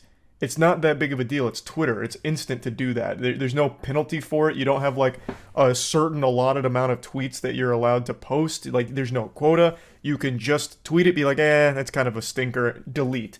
No problems. Editing a tweet is fucking worthless unless you're trying to like prank your followers where everyone likes or retweets something really agreeable and then you edit it to say something really nefarious and evil. So then it makes them look silly for retweeting it, I guess. But past that, there is no practicality to editing a tweet within the first 30 minutes. You could just delete it and accomplish the same goal. A lot of the things you'll find on the FAQs for Twitter Blue are absolutely beyond stupid that I'm not even going to bother talking about them, so I'm just going to focus on the bigger ones. Another one that they talk about as being a great benefit is you get half as many ads. You pay $8 to still get ads, but just not as many. And I'll tell you, as a 2-month veteran of Twitter Blue, I haven't noticed a difference in my ad volume. I am still constantly inundated with ads while scrolling through. I really feel like that claim might just be a blatant lie because it's something that you couldn't really empirically prove super well as just a Twitter Blue user. You wouldn't be like, my ad density is exactly the same, because they could always argue like, no, it's actually reduced, you're wrong. And you would have no way of proving it. But going from not subscribing to Twitter Blue to subscribing to Twitter Blue, the ads is exactly the same. Nothing has changed on that front at all in any noticeable, meaningful way. So that's fucking worthless. There's no reason to be paying $8 a month to still be getting ads, the same amount of ads. The edit button is worthless. The undo tweet is worthless. The extra amount of text that you can add to a tweet, I guess, could be useful for journalists and really journalists alone. But even then, you still might be better off of just doing a reply, because I know most people aren't clicking expand and show more for like a large, long tweet. At least I don't think it's that common. But I could see maybe a bit of practicality for it, but not for $8 a month, and not unless you are an actual journalist whose job it is to try and like convey news through tweets. Longer videos, who gives a shit, especially since there's no video monetization right now that Elon Musk keeps hyping up, so you don't really see any return on those videos on the platform. So if you're trying to be like a Twitter content creator, you're actually just getting fucking donuts here, goose eggs, $0 in return from posting the content.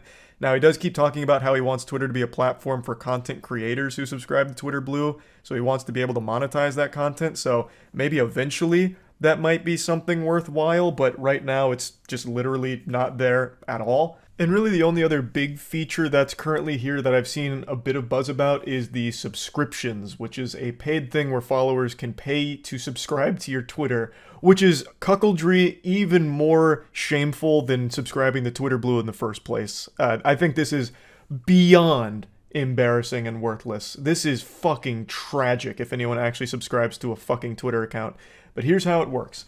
So a follower of someone with Twitter Blue can subscribe to their tweets for $5 a month, and as a Twitter Blue user, you can see what you stand to gain if whatever percentage of followers sign up for this. So on mine, it has this really misleading shit about how much money can you make with subscriptions. Well, if only 2% of your followers sign up at $5 a month, you get $252.4K per month, which is crazy.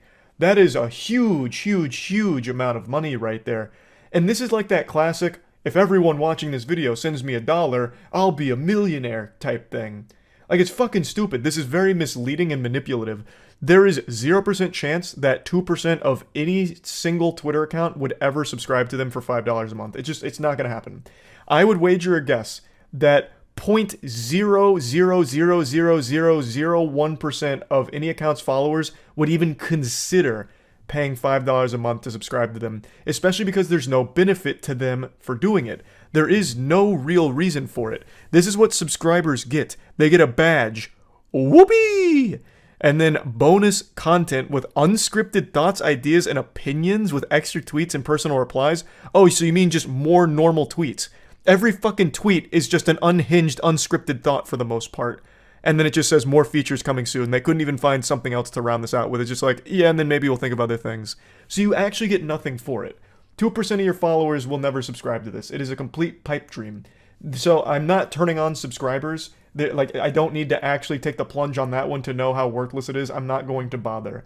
Now, I know Mr. Beast has subscribers on, and they've been like really pumping out notifications to let people know that they should subscribe to him, which is super weird, but I do know there are people that are turning it on, and I'm very curious on how that's going for them, because I can't imagine it being super successful when there is no benefit to subscribing to them. You get nothing. At least on something like Twitch, you can get emotes, which build the community and people get excited about that. But even there, I think emotes are pretty weak as like something that you receive for a transaction. It's mainly just to show support to a streamer you like, which I guess you can make the same argument for Twitter, but you're still just getting absolutely nothing of value out of it. And to show support to that Twitter user, I'm assuming they have other platforms anyway that are more direct to them, that you would probably be better off showing support through those as opposed to Twitter itself. Now, this is like the last main feature with Twitter Blue that I wanted to discuss in this video here. I just think it's completely worthless right now. Even if this was $1 a month, I would say that it's a waste of $1. It's just truly not worth any amount of money because none of this is useful. But that's not to say that it can't be in the future. I do recognize that this is still very early. This is still like a very primitive build of Twitter Blue. So maybe down the line there's going to be some practicality and some benefit to some of this shit. And it might be worth money then. Like maybe then it would be a worthwhile subscription service. But right now, not even close. And everyone that does have Twitter Blue deserves to get laughed at for being financially irresponsible here because it is just absolutely not worth it. Like I said, it could be down the line, but from everything I have access to with Twitter Blue right now, it is far from a good service. So I wanted to explain why I still have Twitter Blue. I really do think it is important that if I am going to be talking about a service like this, that I need to at least be subscribed to the service to have a full understanding of how it all works. That is the only reason that I have Twitter Blue and am wasting money on it. So that way I can be as knowledgeable as possible on the subject. So hopefully that explains all of that. That's really about it. So yeah. No need for dilly-dally, you already know what we're here to talk about. Twitter is the gift that just keeps on giving, like a birthday party clown that never runs out of ribbon to pull out of his thumb, and it makes me continue to burp and clap while smiling. It's a beautiful disaster, a blunder that never ends. It reminds me of like that cheese rolling competition that happens every year in the UK where they throw a cheese wheel down like a really steep hill and people just throw themselves down the hill, hurting themselves the whole way, tumbling, chasing after that cheese wheel. That's Twitter, constantly hurting itself in pursuit of that cheese. And in this case, it's the big cheese, the biggest cheese, money. Twitter is a platform that just burns money forever. And with Elon Musk at the helm now, it is desperate to start turning some kind of profit or at least mitigate the losses as best as possible. Because obviously you don't want to own a business that just keeps taking spaghetti out of your bank account here forever and burning it. So they've been coming up with all kinds of different plans in order to try and make Twitter generate some level of money. And I've followed it pretty closely. I've made quite a few videos going over a lot of the silly stuff that's happened recently, but I haven't talked about it very much, even though they have made some decisions that I still think are comically bad. For example, you can now no longer even access any Twitter content unless you log in. So if you try and read a tweet, watch a Twitter video or anything like that, and you're not logged in on desktop, you just get taken right to the sign in page, which I think is a luxury afforded only to Twitter. That is the only platform that can get away with that. Imagine if you went on YouTube and it wouldn't allow you to watch any videos until you signed in. It'd kill the platform. But Twitter is more addicting than heroin, and the people that are hooked on the product perpetually need their fix. It reminds me of Bane from Batman, how he constantly has those tubes that are filtering that juice, that venom into his body in order for him to live. That's a lot of people's relationship with Twitter. They fucking need that poison in their life. So if they're forced to log in to even view anything on the platform, they'll do it without a second thought, really, with a smile on their face. But it's really the only platform that can get away with it. They're the only platform afforded that luxury. Other platforms like YouTube, again, for example, would absolutely see a drastic decrease in the amount of traffic that they get. Platforms like Reddit, too, I imagine if you have to log in to read anything on the platform, would also see a significant drop-off. But we're not here to talk about that change. Instead, I want to focus on the big change from today. And that is Elon Musk finally targeting data scrapers, which is a legitimate problem. I want to make this very clear up front. Data scraping is actually a problem. I didn't realize how big of a problem it was for so many companies until I watched Mudahar's video on it today. And data scraping is extremely expensive, and there is so many people exploiting a lot of like API and just in general a lot of shady shit going on with data scraping, that it is something that does require a solution. But this is Elon Musk's solution, and it's basically just kill the host as well as the parasite. So he's imposing a limitation on all accounts. So he says, to address extreme levels of data scraping and system manipulation, we've applied the following temporary limits. Verified accounts are limited to reading 6,000 posts a day, unverified accounts up to 600 posts per day, and new unverified accounts to 300 posts per day. Now, to be clear, this just means if you see this many posts. It's not about how many times you post. If you post something, it counts as 1 on your daily Twitter allowance. But if you scroll past a post, that still counts. So anything you scroll by, anything at all on Twitter counts as posts. So if you scroll through like 10 comments, that's 10 of your 300 posts for the day if you're a new unverified account. So people have been speedrunning to see how long it takes to reach this limit. And right now I believe this is the world record, 2 minutes and 33 seconds. But keep in mind, this any percent route here is about 2 minutes worth of time lost to setting up the account itself. So the speedrun goes from actual nothing, you don't have an account, to then going through the captchas, going through the codes, the emails, and all of that. And it's about 2 minutes to set up your account, and then the other 33 seconds is spent scrolling. And then this is what you get at the very end of your journey here. Rate limit exceeded. And most people get this within the first couple of minutes if it's a new unverified account. Now for older unverified accounts, it goes up to 600 per day. So double that. You basically get like about 10 minutes. At being very generous, you'd get about 10 minutes worth of scrolling for your unverified account before you get the rate limit exceeded. Now, if you have like the Twitter Blue Boy Scout badge, 6,000 posts per day is probably what a normal person will be fine with. I don't think many people, aside from like actual hard addicts and power users of Twitter, are going to scroll past 6,000 posts per day. So that one probably isn't going to give any Twitter Blue enthusiasts a big problem. But the other two basically restrict everyone's access to the site to only a handful of minutes. He does say that this is just like a temporary thing, so a band-aid for the data scraping problem. Not sure exactly how long they're going to engage in this social experiment of self-destruction, but he is saying up front that it is temporary. So I guess this is just going to be a matter of waiting to see how long it continues for.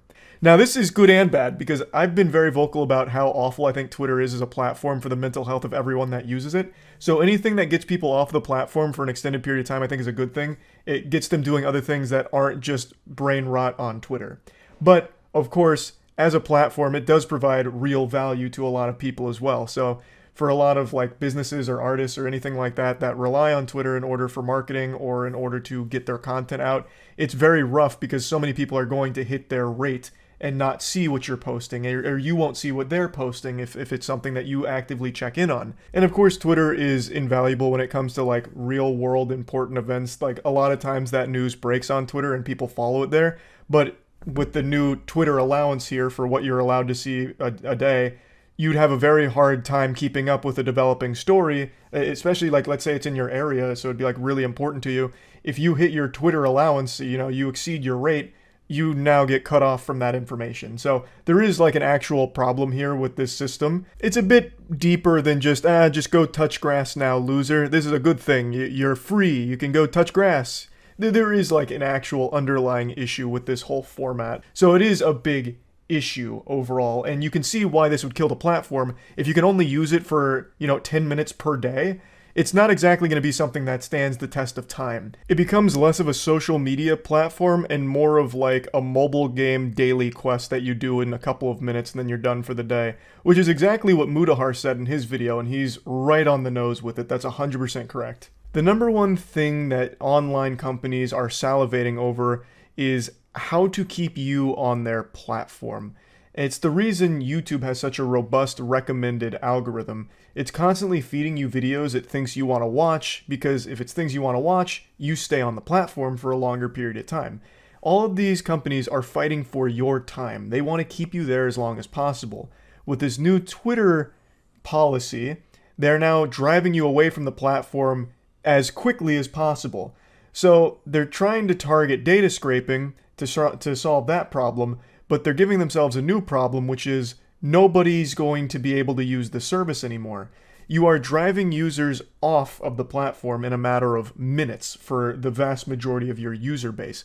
They can't spend time on your platform even if they wanted to, because you are limiting the amount of time they can spend there drastically. Again, unverified accounts can't spend very long on the platform at all, a handful of minutes per day. So they're going to go to competing services. So it should be pretty obvious why Twitter would likely be buried if this becomes their permanent solution to the data scraping problem. It won't be a site that's able to exist anymore because it won't have a user base left, because they literally would not be able to use the platform because they'll hit their rates so quickly. It's what's been happening all day to so many accounts. And Elon Musk recognized that as well. He must have seen that so many people were instantly exceeding their rate and being cut off from the service, so he increased it to 8K, 800, and 400. That 400 makes pretty much no difference. That is negligible. That'll give you an extra 5 seconds worth of scrolling, so that's who gives a shit. The 800 gives you maybe another couple of minutes of scrolling, and then the 8,000 doesn't really matter because that wasn't the biggest issue with the change. Or maybe I'm dreadfully underestimating just how addicted people are to Twitter. Like maybe people are scrolling past more than 6,000 or 8,000 posts per day. But regardless, he increased the limit because so many people were hitting it so quickly. As I was recording this video, he increased it again to 10,000, 1,000, and then 500. The 500 is still, once again, not a big difference. You're still going to have to be rationing your time on the platform to make sure you don't see unnecessary tweets that take away from your allowance. So that is, again, still not going to be a big deal. It adds maybe an extra 3 seconds to the speedrun route. The 1,000 for unverified accounts that have existed for a while, that might be, let's just be super generous and say that it gives you like a full hour worth of scrolling on Twitter if you do it at like a very leisurely pace and you painstakingly read everything you scroll by. Like maybe that'll give you like an hour. But then once again, increasing the Twitter Blue to 10,000, this is just starting to highlight that I might just be really out of touch with how addicted people really are. Because again, I thought 6 or 8K was probably not really the big issue with this, because I didn't think most Twitter Blue subscribers would be that deep into fucking doom scrolling forever. But I mean, he's increasing the Twitter Blue one again to 10K. So I mean, there must be an issue on that front as well. But regardless, you can see that the rate limiting of everyone on the platform is starting to cause some kind of internal panic. Clearly the goal is to combat the bad actors with data scraping, but it's coming at the cost of killing the entire platform for everybody else. It's like hunting a mosquito with a bazooka. You'll kill the mosquito, but everything else around it too. And in this case, it's your users that aren't paying for Twitter Blue, which is the vast, vast majority of your user base. It's obviously trying to push all of the unverified accounts to paying Twitter Blue subscribers. It's trying to convert them into handing over some money out of their wallet so that way they continue to spend all day on Twitter like they're used to. So all the goals are pretty obvious here.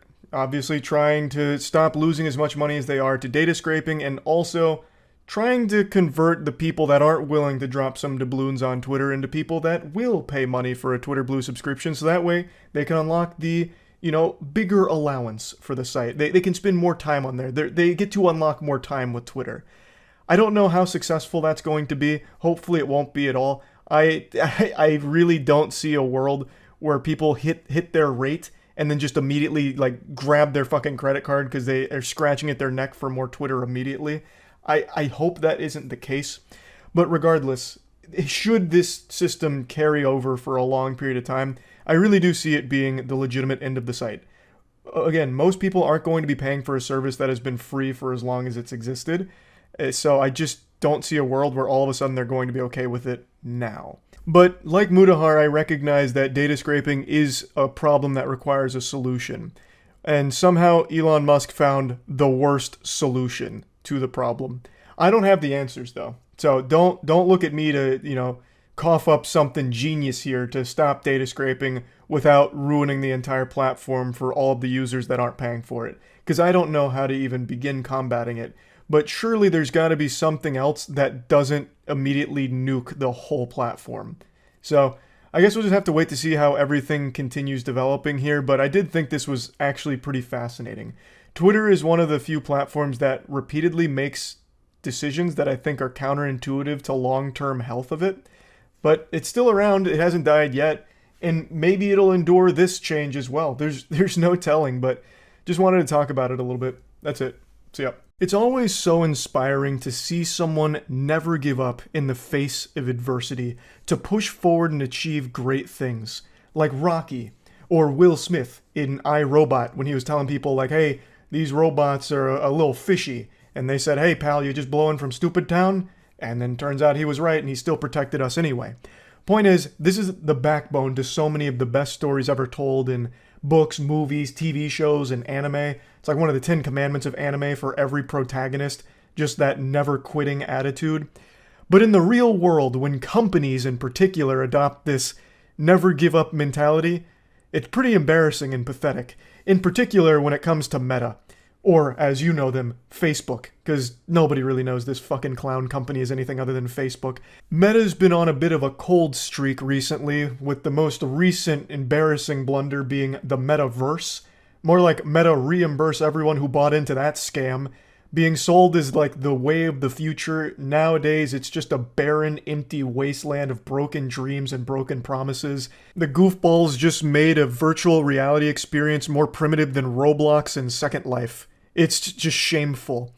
But they didn't give up. They didn't quit. They said, you know what? That was so good, we're gonna do it a second time.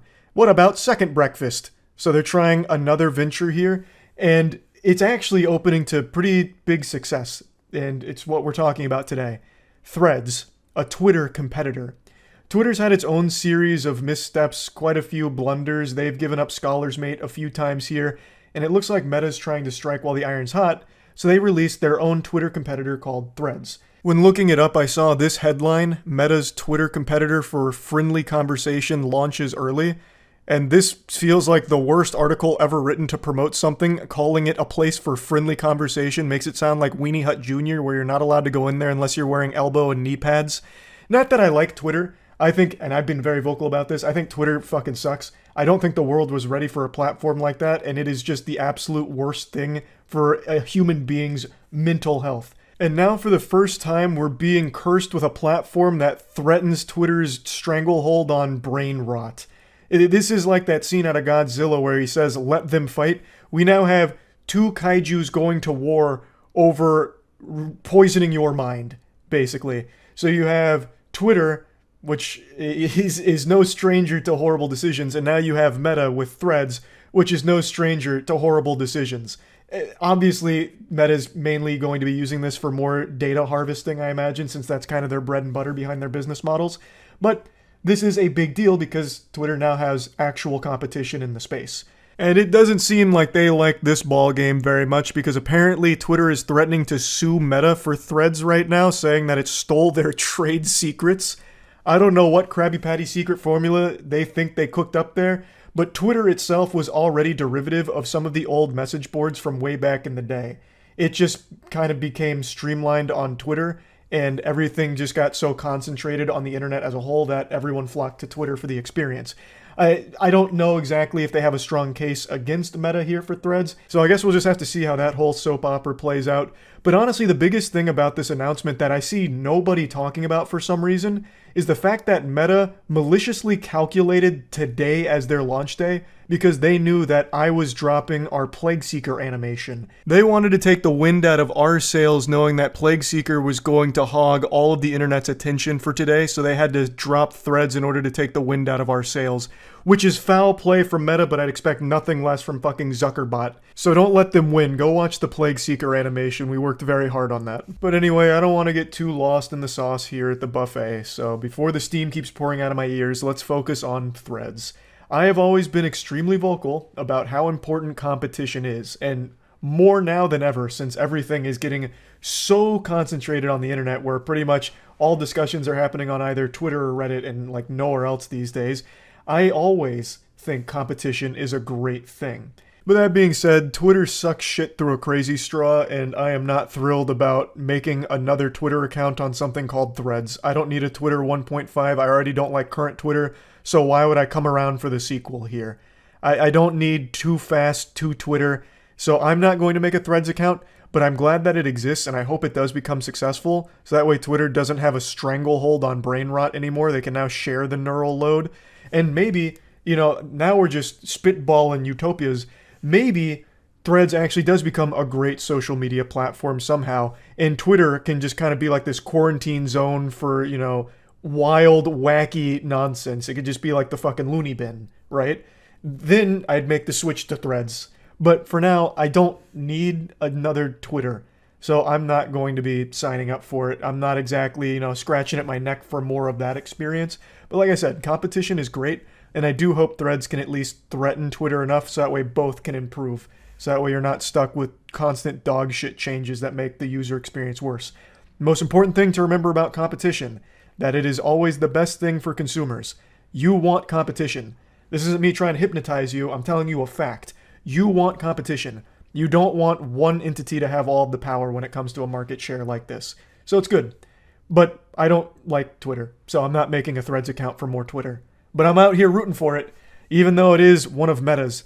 But at least now you get the choice. Do you want to stay on Twitter, or do you want to go to fucking Mark Zuckerberg's booby here and suckle on that for the Twitter experience? You get choices now. And since I don't have a Threads account, I've just been reading people's personal accounts of the site. Apparently they're not allowing like pornographic material, and they're also like censoring people, like individuals. I don't know how true these claims are right now because I'm getting conflicting information from different sources. And if both of these claims are true, the censorship is a big L, but not having it constantly feeding you pornographic material, I actually think is a good thing.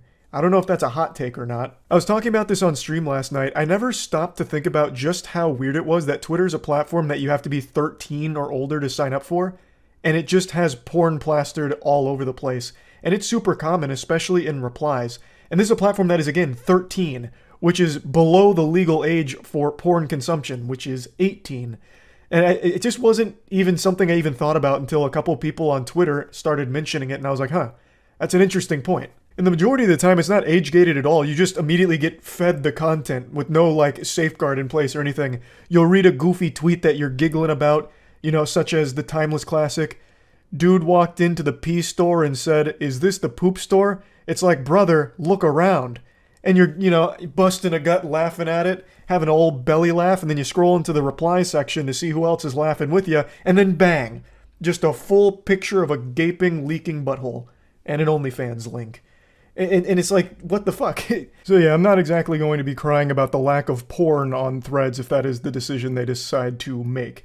But I did look up some complaints that a couple of articles have noted, so I'm just going to go through those real quick, because again, I'm not making an account on Threads right now, so I don't know firsthand what the experience is like. According to this article, you can't set Threads to view only posts from accounts you follow, which, again, this just feels like they rushed it out and just didn't bother putting this in yet, but will be coming shortly if I had to guess, because this is a pretty obvious one that they'd need to have set up. There's also no web interface, but you can read the threads on the website, but you can't post them or interact with them in any way.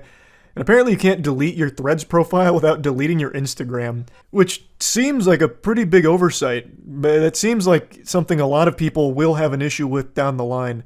According to the quote here, you can deactivate it, but you can't delete it without, also annihilating your Instagram account. Also, there's no search functionality right now in Threads. It only lets you find user accounts, so they do say that they'll be adding more features to help discovery, obviously. That's very clear. This is just a rushed job getting it out, so it doesn't have all the features at the moment. And then the other thing is that it's not currently available in the EU, which I imagine it will be shortly. But yeah, anyway, like I said, even if I'm not making a Threads account right now, I am happy that there is competition in the space, and hopefully it can be a legitimate competitor to Twitter. So yeah, that's really about it. So yeah. Lord forgive me because I'm about to sin again. I have sworn time and time again that I would do my best to resist making fun of the platform formerly known as Twitter, but I can't help myself. They keep giving me little layups that I can't help but just finish at the rim on. Just when I thought I was out, they pulled me back in. I just made a video making fun of the Twitter rebrand. It's now just called X, the letter X and nothing else, which, as I said, is very embarrassing because it sounds like something on Xbox Live in a Call of Duty lobby from 2009 where every 12-year-old thought having X's in their name was cool, and I thought I had finally got it all out of my system. There's no more jokes left to make about this low-hanging fruit. Until just now, with breaking news, they released their new official tagline, and I couldn't believe it. My jaw was literally on the floor. I was more stunned by this tagline than I was with the ending to Inception when I first watched it. I shit you not. The report said that their tagline was "Blaze Your Glory." And I didn't believe them at first. I thought this was propaganda because surely no one is that uncool. What does this even mean? Blaze your glory. That sounds like a meaningless nothing burger that an anime protagonist would have shouted in a 2004 throwaway anime. I just can't believe someone could be this lame. I don't think evolution would allow for someone to be this uncool. We didn't evolve over the course of millions of years to reach a point where someone has made it to the apotheosis of cringe. I just don't believe we're there yet. Yet, all of the evidence points to the contrary. Elon Musk might legitimately be the lamest person to ever exist to think that this is cool. Blaze your glory. What does that even mean? It sounds like a sexual euphemism, like, oh, fuck, I'm up late, lotion on my hands, and I'm blazing my glory right now. I actually went to the App Store to check this for myself because I thought I was being lied to. I couldn't believe we existed in such a cursed dimension that would allow someone to think that this was cool. But it's true, it's real. That is the tagline for the platform formerly known as Twitter. It is "Blaze your glory." That is worse than those old Discord cringe messages that would pop up when you try and launch the program where it was like, calculating RAR meme threshold, need to construct additional pylons for optimal memeing. Quick, get to cover. Wumpus is a fire in his laser. Watch out. Springle just deleted all your base. Your base no longer belong to us. That old garbage? This is worse. Blaze Your Glory is like 50 times worse. I have legitimately been giggling about this for at least 10 minutes, which is why I'm making a whole video once again making fun of this platform, even though I have sworn that I would stop, control myself, the urge, but I can't fight it. It's like that scene in Knock Knock with Keanu Reeves, where he gets tied up by the two girls, and he's like, I didn't fuck you, you fucked me! You came into my house and you sucked my cock! You sucked my dick, it was free pizza! That's how I feel right now, this is free pizza! What am I supposed to do? How could I not make fun of this? My glory is blazing just thinking about this shit. It's so wild to me. And I really just can't get over his obsession with the letter X. He named one of their fucking children X. And then a couple of other letters here that he must have seen during a Steam Guard check to make sure that you're not a robot. I understand that it has some kind of connotation with some kind of fighter jet or something. But once again, it's probably chosen by Elon Musk just because the letter X is in it. And for fucking 20 years now, over 2 decades, he's wanted X.com. He wanted that to be PayPal originally. They shot that down for obvious reason because very clearly it seems like a porn site. But now he's got fucking full reign unthrottled, uncircumcised, and unhinged. So he's got X and he's letting it all rip. There is no one but yes men surrounding Elon Musk just saying, go wild, brother. And he is. The glory will not stop being set ablaze right now at the X headquarters. Just a few nights ago, they set up some kind of X sign, like a light beaming off of a sign to the building, like it was the goddamn bat signal, but for fucking cringe. It was just like the letter X on a building. It looked horrible. It was disruptive. It was awful. It is just a non-stop roller coaster of embarrassment. I really don't know how it's possible to be that uncool. Like, it's incomprehensible to me. I grew up as a fucking loser, a weirdo, for sure. But even I would know that this is so embarrassing. My cheeks would never stop being red. I would never show my face out of shame. I would legitimately be in a paper bag for the rest of my life. I wouldn't let people see my face if I was the guy that kept doing this shit with X and Blaze Your Glory. The shame would just be far too much to even put into words. I can't help but make fun of it. I really can't. It's begging for it. I think there is a chance Elon Musk has some kind of humiliation fetish. Like, the more people say that it's lame, the more he wants to be insulted for it, it feels like. This seems deliberate. This can't be accidental. No one is this accidentally uncool. It's a plague because it's infecting other people into being just as lame. There's a lot of people that will just defend anything Elon Musk does with the platform and then get mad when people make fun of it. So it's not just him. He is infecting and spreading the lame virus. He's like the Axe body spray for online losers, where a lot of people will flock to him as like this group feeling of being like successful and cool, and like they're always going to battle for their leader Elon Musk, which makes no sense. Again, I don't really care about Twitter's success or its failure. I'm just laughing at the goofy decisions made along the way. So I'm just going to bring up one tweet here. It's not even this person in particular I have a problem with or anything. This is just the general attitude about how when I make fun of it, I'm just coping with the success of Twitter under the leadership of Elon Musk. I don't give a fuck. If Twitter burns to the ground tomorrow, I don't care. If it's 20 times more successful tomorrow, I don't care. I think the platform sucks. I'd prefer if it was in the dirt, buried 6 feet under. I think it's been a net negative for the entire world. But overall, its presence isn't something that disturbs me or makes me upset. I'm not coping with its success. I'm making fun of it. So even if it's 20 times more successful tomorrow, I will still make fun of it. You know what else is extremely successful? Selling soiled, used panties online to degenerates. I'll make fun of that too, but it is successful. It's very successful. A lot of women make a ton of money doing that. But just like X, Blaze Your Glory, it's something to laugh at because it's so fucking silly. It's so goofy. So no, this has nothing to do with jealousy over a platform's success or its failure or anything.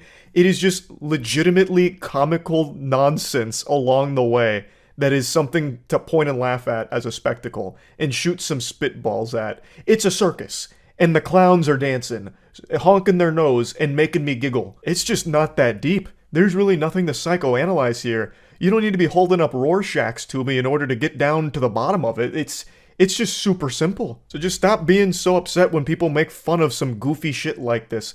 Keep your glory blazing, take a step back, and share in the laughs. It's just that simple.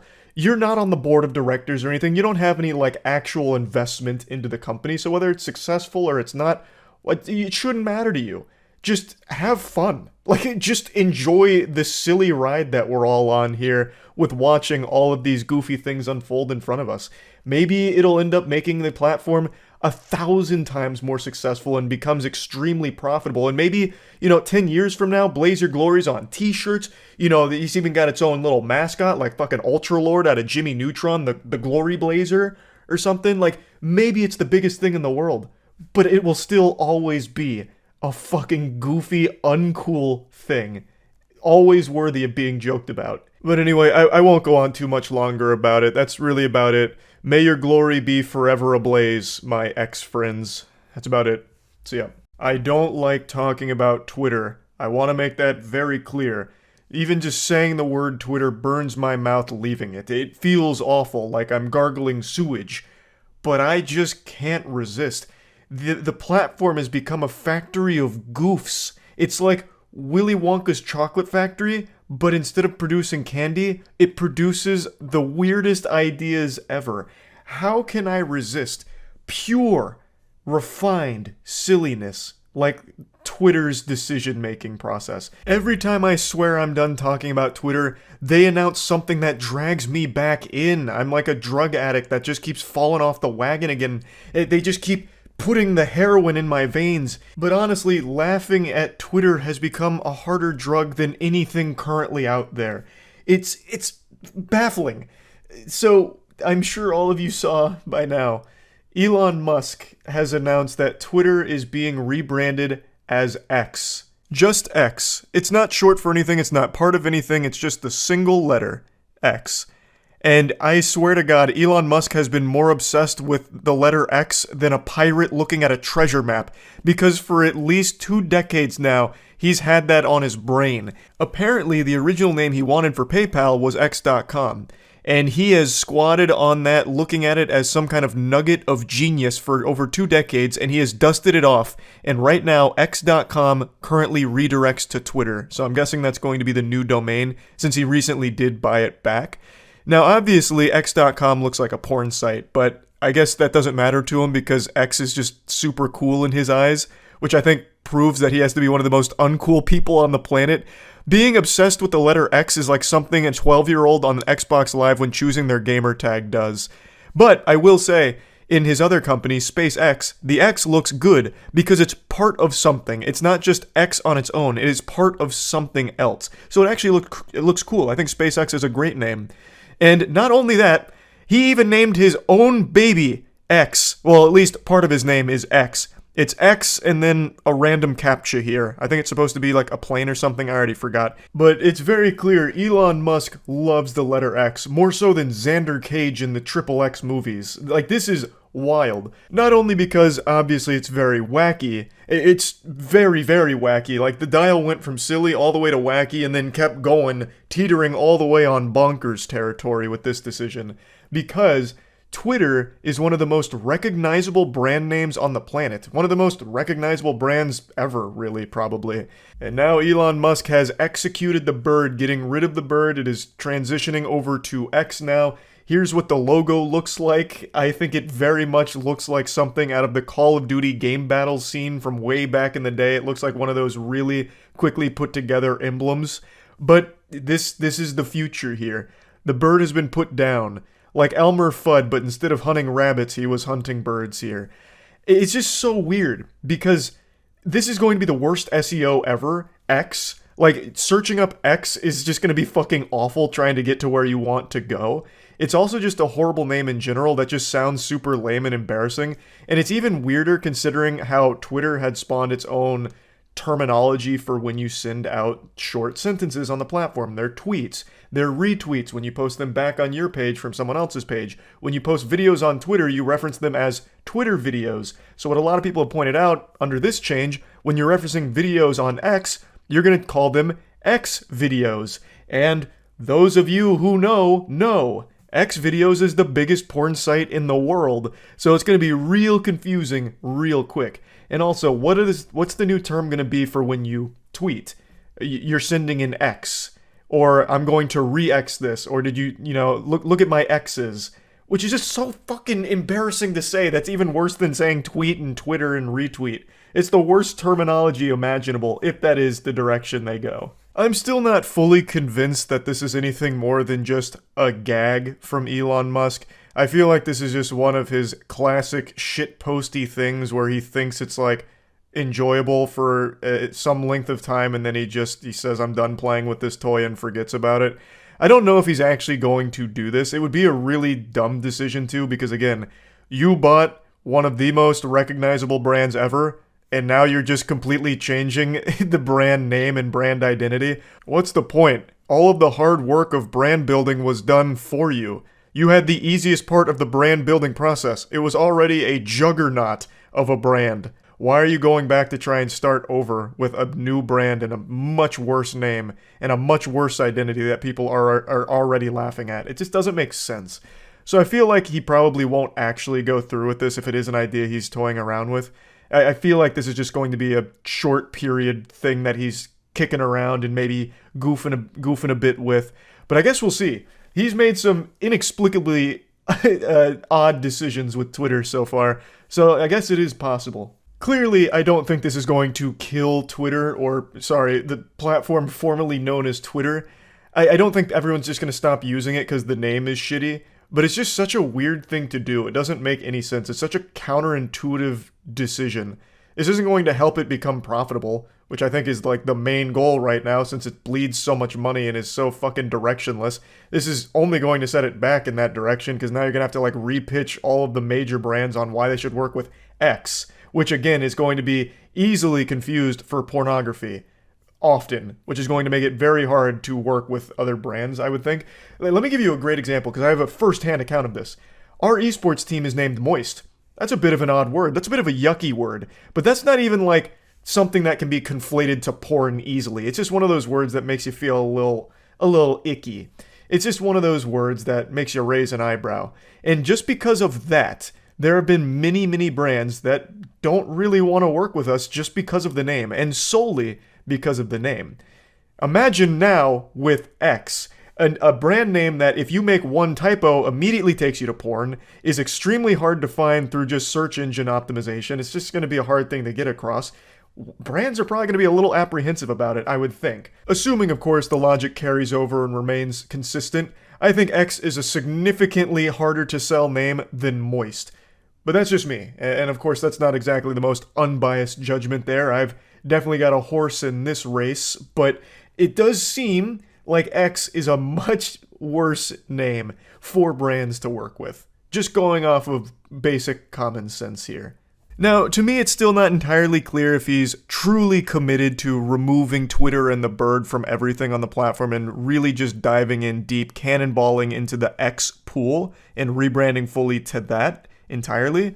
But according to this article, and according to a Threads post from platformer managing editor Zoe Schaefer, according to her, she says that Twitter's business was already renamed X Corp, and that he said that their email last night would be the last time he emails them from that company address. It would now be fully X Corp. I didn't know that he had renamed Twitter business on the inside to X Corp. That is so fucking lame. Like, if you're going to do this, just choose a cool name. Like, it really does feel like I'm back on Xbox Live when I was 11 years old going by the name Fast Fighter and playing with my friends that had X's in their names everywhere because they thought it was the coolest shit ever. How the fuck is this an adult man who is this obsessed with just the letter X? I don't get it. If you're going to go through all of these hoops and rebrand Twitter, whatever, choose a cooler name. Like, just choose something that sounds cool or is just better overall. X is so embarrassing. Going on Twitter right now is already shameful enough, and this is just going to make it be even more miserable. Having to say that you went on X and read a couple of X's or saw the videos posted on X or whatever. It's just, it's so dumb. Yeah, I just had to talk about it. I couldn't resist. It's just so weird. It's such a weird decision. That's really about it. See ya. I'm on my hands and knees. I'm begging you, please stop making me do this. I can't handle much more. I'm running out of juice. It's like that meme when you nut but she keeps sucking, and it's that clip of Frieza like screaming out in agony as he's getting drained. That's how I feel when it comes to every unhinged decision that Elon Musk makes with Twitter. I can't help it though. I need goofiness like a fish needs water. And there is nothing goofier than everything that keeps happening on Twitter. I've made like 7 videos about it and I don't even want to, but I can't stop myself. Where there is wackiness, I will be there. When silliness is afoot, I will be there. Which means I have to be here making fun of Twitter again. God damn it, heavens to Betsy, I can't even call it Twitter because its name is now X. The platform formerly known as Twitter. Even its name is the pure essence of lunacy because he changed it to just the letter X. Because Elon Musk's brain is an incomprehensible enigma of cringe. A month can't go by without some other embarrassing fuck-up from Elon Musk with the handling of this platform. So go ahead and reset your days since last workplace-related cringe accident, because we're starting again. It has only been a couple of weeks since the last the last nugget of dog shit ideas from Elon reared its disgusting head, where he made the tagline for X on the App Store, "Blaze your glory." Brother, my glory is still blazing. I want it to stop. I am so tired of making fun of this platform and Elon, but I can't stop myself because he just keeps doing dumber and dumber shit. Today, this homunculus goober must have taken some ayahuasca and hatched an unfathomably ridiculous idea, stating that the block feature is soon going to be deleted except for DMs, and then even had the gall to reply to that, saying it makes no sense. It doesn't make any sense. He's absolutely right. That makes no fucking sense at all to remove the block feature. So obviously, this set everyone's glory ablaze. Now, I think what he was trying to say is that the block feature itself doesn't make any sense, which is why they're removing it, which is just delusional. And it's also not surprising because Elon Musk is the epitome of delusional. He is, if that word came to life, he is the very incarnation of delusion made flesh. He is a clown that never stops dancing and honking his nose, making me giggle and spit up, forcing me to point and laugh at him while shooting spitballs and throwing tomatoes. Like, I don't want to keep talking about every bafflingly awful decision that he keeps making. You know what I do want to talk about, though, real quick before getting back to this topic? We just made a huge change to my first ever live event coming up on September 8th. So, when it launched, there was only one ticket option available, which was for September 8th, 9th, and 10th, and you couldn't go individual days. That was because we were instructed that that'd probably be the optimal way of doing it because they've never done individual days at that venue. But after talking with them, we were able to get individual tickets available. So if you want to just go on Saturday or just want to go on Sunday, it'll be $25 for a day ticket, and it'll be like about 5 or 6 hours per day that will be there. And it's going to be just a big party, meet and greet, and it's going to be basically having a big fucking hootenanny for our Moist Esports Apex team as we win the World Championship September 8th, 9th, and 10th. So if you're interested, it's our first live event. Really excited. You can get tickets at strazcenter.org. I'll put a link to it in the description. Now, I'm sure I don't need to explain why it's a bad idea to remove the block feature, but I'm going to go ahead and indulge here because I've seen a lot of people defending this, saying, you know, we don't even need the block feature. Elon's right. It is redundant. It's useless. I'll start by explaining that there are differences between muting and blocking. The biggest one is a muted user can still follow you, see you, even, quote, retweet you. They can still interact with you. A blocked user cannot. A blocked user can do none of those things. It basically just cuts them off, slams the door in their face. And I've seen a lot of people saying that taking away the block feature is actually a great move for free speech because Elon Musk is a free speech absolutist. And I have to say, you are really deep in the brainwashing protocol here. You are lost in the mainframe. At its core, this is taking away a choice you as an individual get to make for yourself. It's taking away one of your freedoms to choose who or what you want or don't want to interact with. I don't see why anyone would consider this a W. Why would you celebrate having less freedoms? It doesn't make sense to me. It blows my mind. I understand a lot of people don't like to think for themselves. Having individuality is scary. It's easier to just exist in a hive mind or an echo chamber. But it's still just ridiculous to me that anyone would think that it's good, that something is getting taken away that's become such a very basic thing. So basic and so fundamental to the internet experience that it's actually one of the terms and conditions for X as a platform to even be able to be listed on the Google Play Store and the App Store. Both of these require a user's ability to block things and users they don't want to see. So if X does remove it, they may jeopardize their position on the app stores, which would be wildly detrimental to the overall health and future of the platform. So this is a decision that could potentially sink X down the line if they can no longer exist on the two biggest platforms that people download it. So it's something that I feel most people should recognize isn't good. There's nothing to be gained from losing an ability for yourself to make a choice for yourself as opposed to letting someone else do it for you. One of the main arguments I've seen in support of the block feature is that it's used by people to silence their critics. It's the town square, and you shouldn't be able to avoid criticism and hide in your bubble. And I'm sure to a certain extent there are people that'll block accounts in order to hide from criticism, but it never silences it. That criticism will always exist whether or not that user is blocked. So if we're going to stick with this whole town square shit, this would basically just be like them leaving the town square, which everyone can do.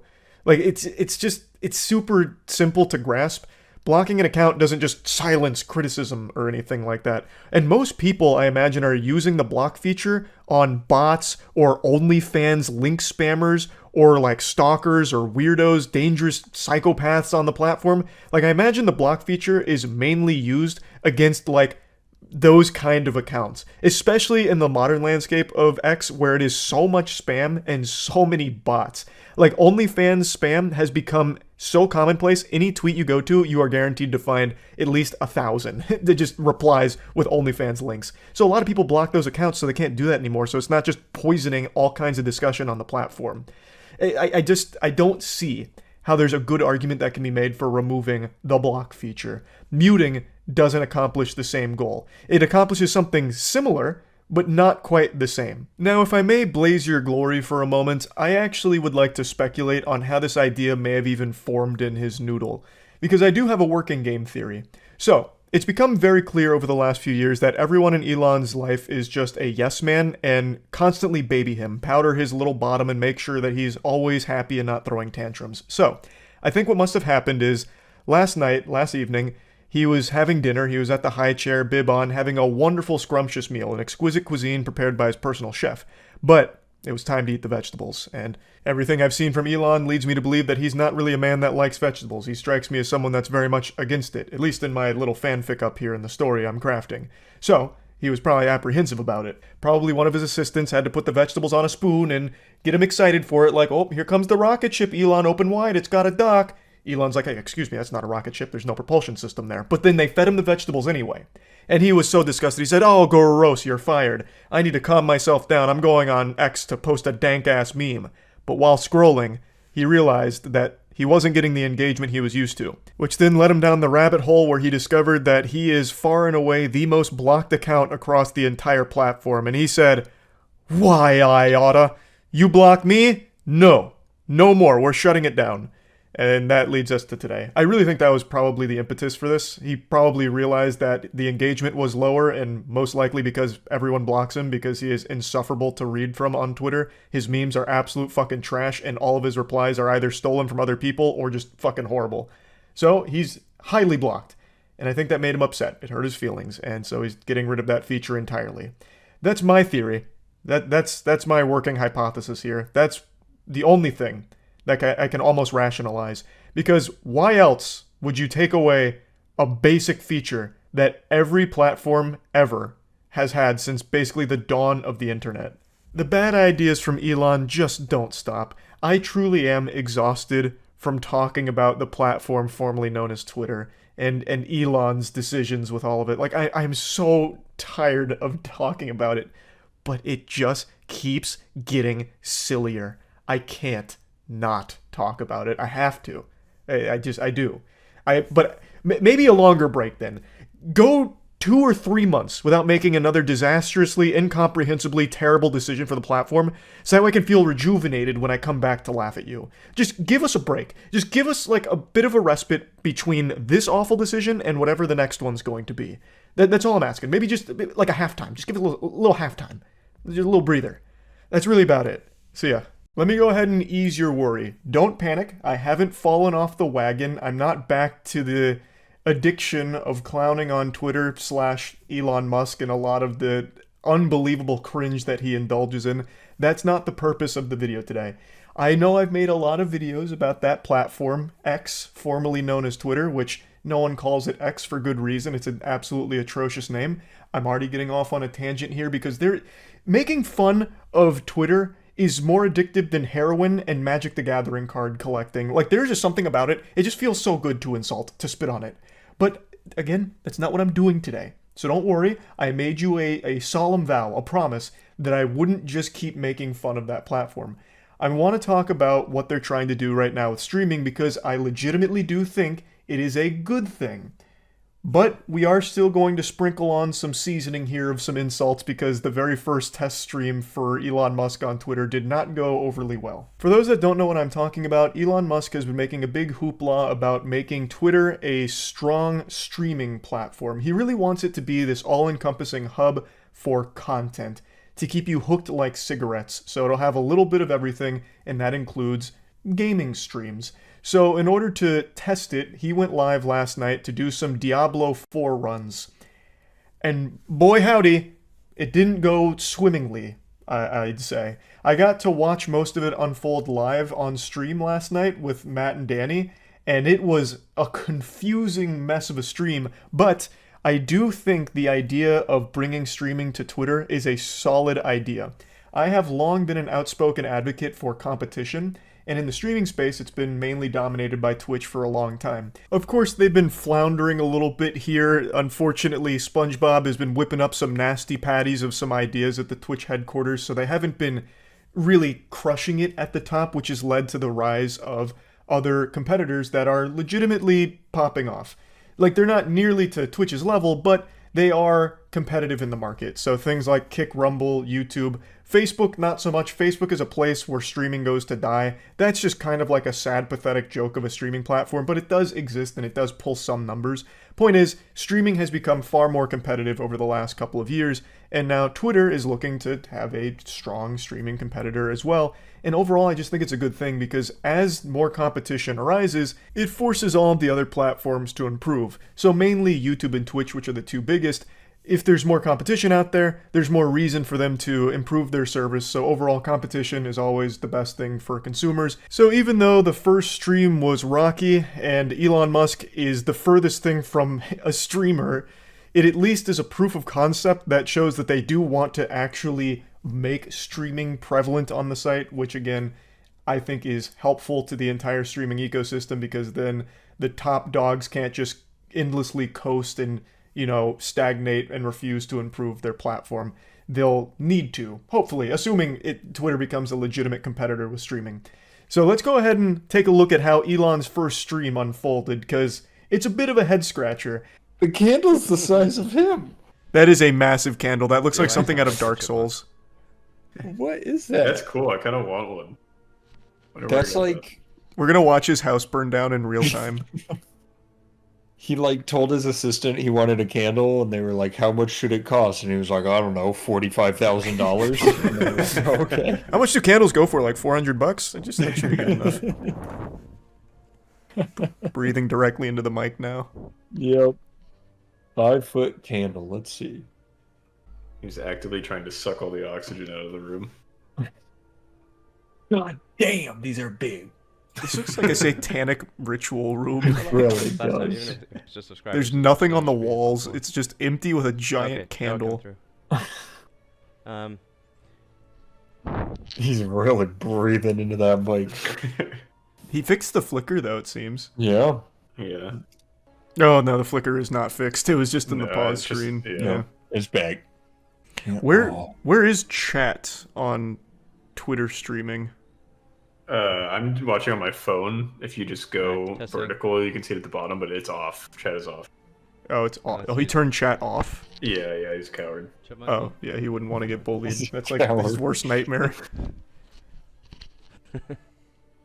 Why is he streaming this right now? I don't know. Why is he doing this? How tall is a standard desk on a table? It definitely is not. It's 100% not on a table. You can see it right now. Table. Yeah. Yeah, it goes all the way to the ground. And then the question is there a mirror behind him, or is there a second massive He's just he's got rooms of candles. God. When there's not a flashbang on his face, this actually looks like dark and darker. It looks so demonic. It's dungeon-esque. Somebody said with the lights on, homie, he looks like he's in the presence of a deity.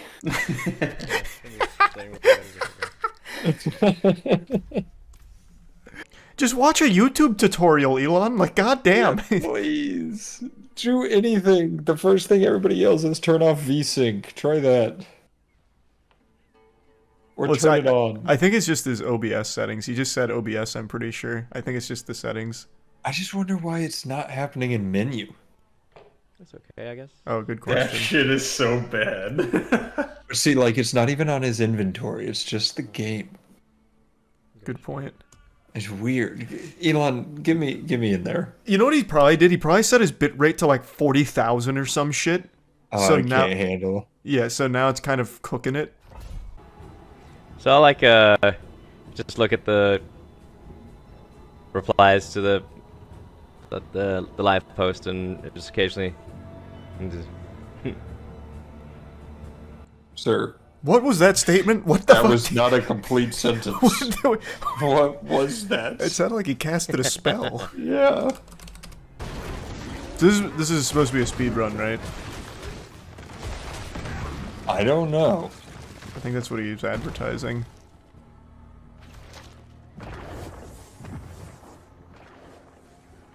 Oh my god! I just got fragged by a bloodlister. Wow. Well then, the first mob. What a speed run. Oh, his name is I Will Never Die. There we go. Now he's Yeah, moving. Okay. There we go. He had to get the wiggles out. Yeah, it's his first time live streaming. He's got a big audience. He was nervous. Yeah. And since it's dark in here, you can't even see the flickering that much. That's true. Oh, he's dead. Oh, wow. That would have been awful if you died back-to-back times on this one mob. This might be a bit of a grind. All in all, the stream lasted about 40 minutes. It was a tech test. At the end, he was talking about how there's a lot to improve, but overall was just kind of working the bugs out. Now, he himself isn't the most amazing streamer. There was no chat, so he couldn't interact with anyone or anything, and he didn't really make any conversation on his own or even really talk. Most of the first 20 minutes was spent with him face down, buried in his phone. Like, he looked like me back in high school at prom, just like on the side of the wall, like just looking at my phone and nothing else. Like, it was just really insufferably boring just watching him struggle in Diablo and then not say anything at all, just kind of stare blankly at it and occasionally go, and that was about it. But he doesn't claim to be a good streamer, right? He's not out here trying to start his streaming career or anything. This really seemed like it was supposed to be a tech test. I just wish he had at least done the bare minimum beforehand to just make sure that he got his settings correct, because you could have probably found that flicker through just recording before going live and could have fixed it, because that was just unwatchable. That flicker was legitimately giving me a headache. And I'm not even like sensitive to that kind of stuff, but it was just so aggressive, like it was just making me disoriented. And you could have probably massaged that issue out before ever going live. Like, I don't think that just spontaneously happened when he clicked start stream. He probably could have figured it out through just a recording. But other than that, I do legitimately think it is a good idea for Twitter to offer streaming, just because I do like when there's more competition in the space. And since we've seen so many other streaming platforms that are performing well, it shows that there is room in the market for more competitors, which again just makes the entire industry more competitive, which makes everything better, because they have to be better in order to stay competitive. So yeah, anyway, just wanted to kind of talk about this a little bit. I guess we'll see where streaming's at in a year from now on Twitter. Maybe they never actually get it together or make it super functional or super great, or maybe they do and it becomes a legitimate competitor in the industry. We'll see. That's about it. See ya.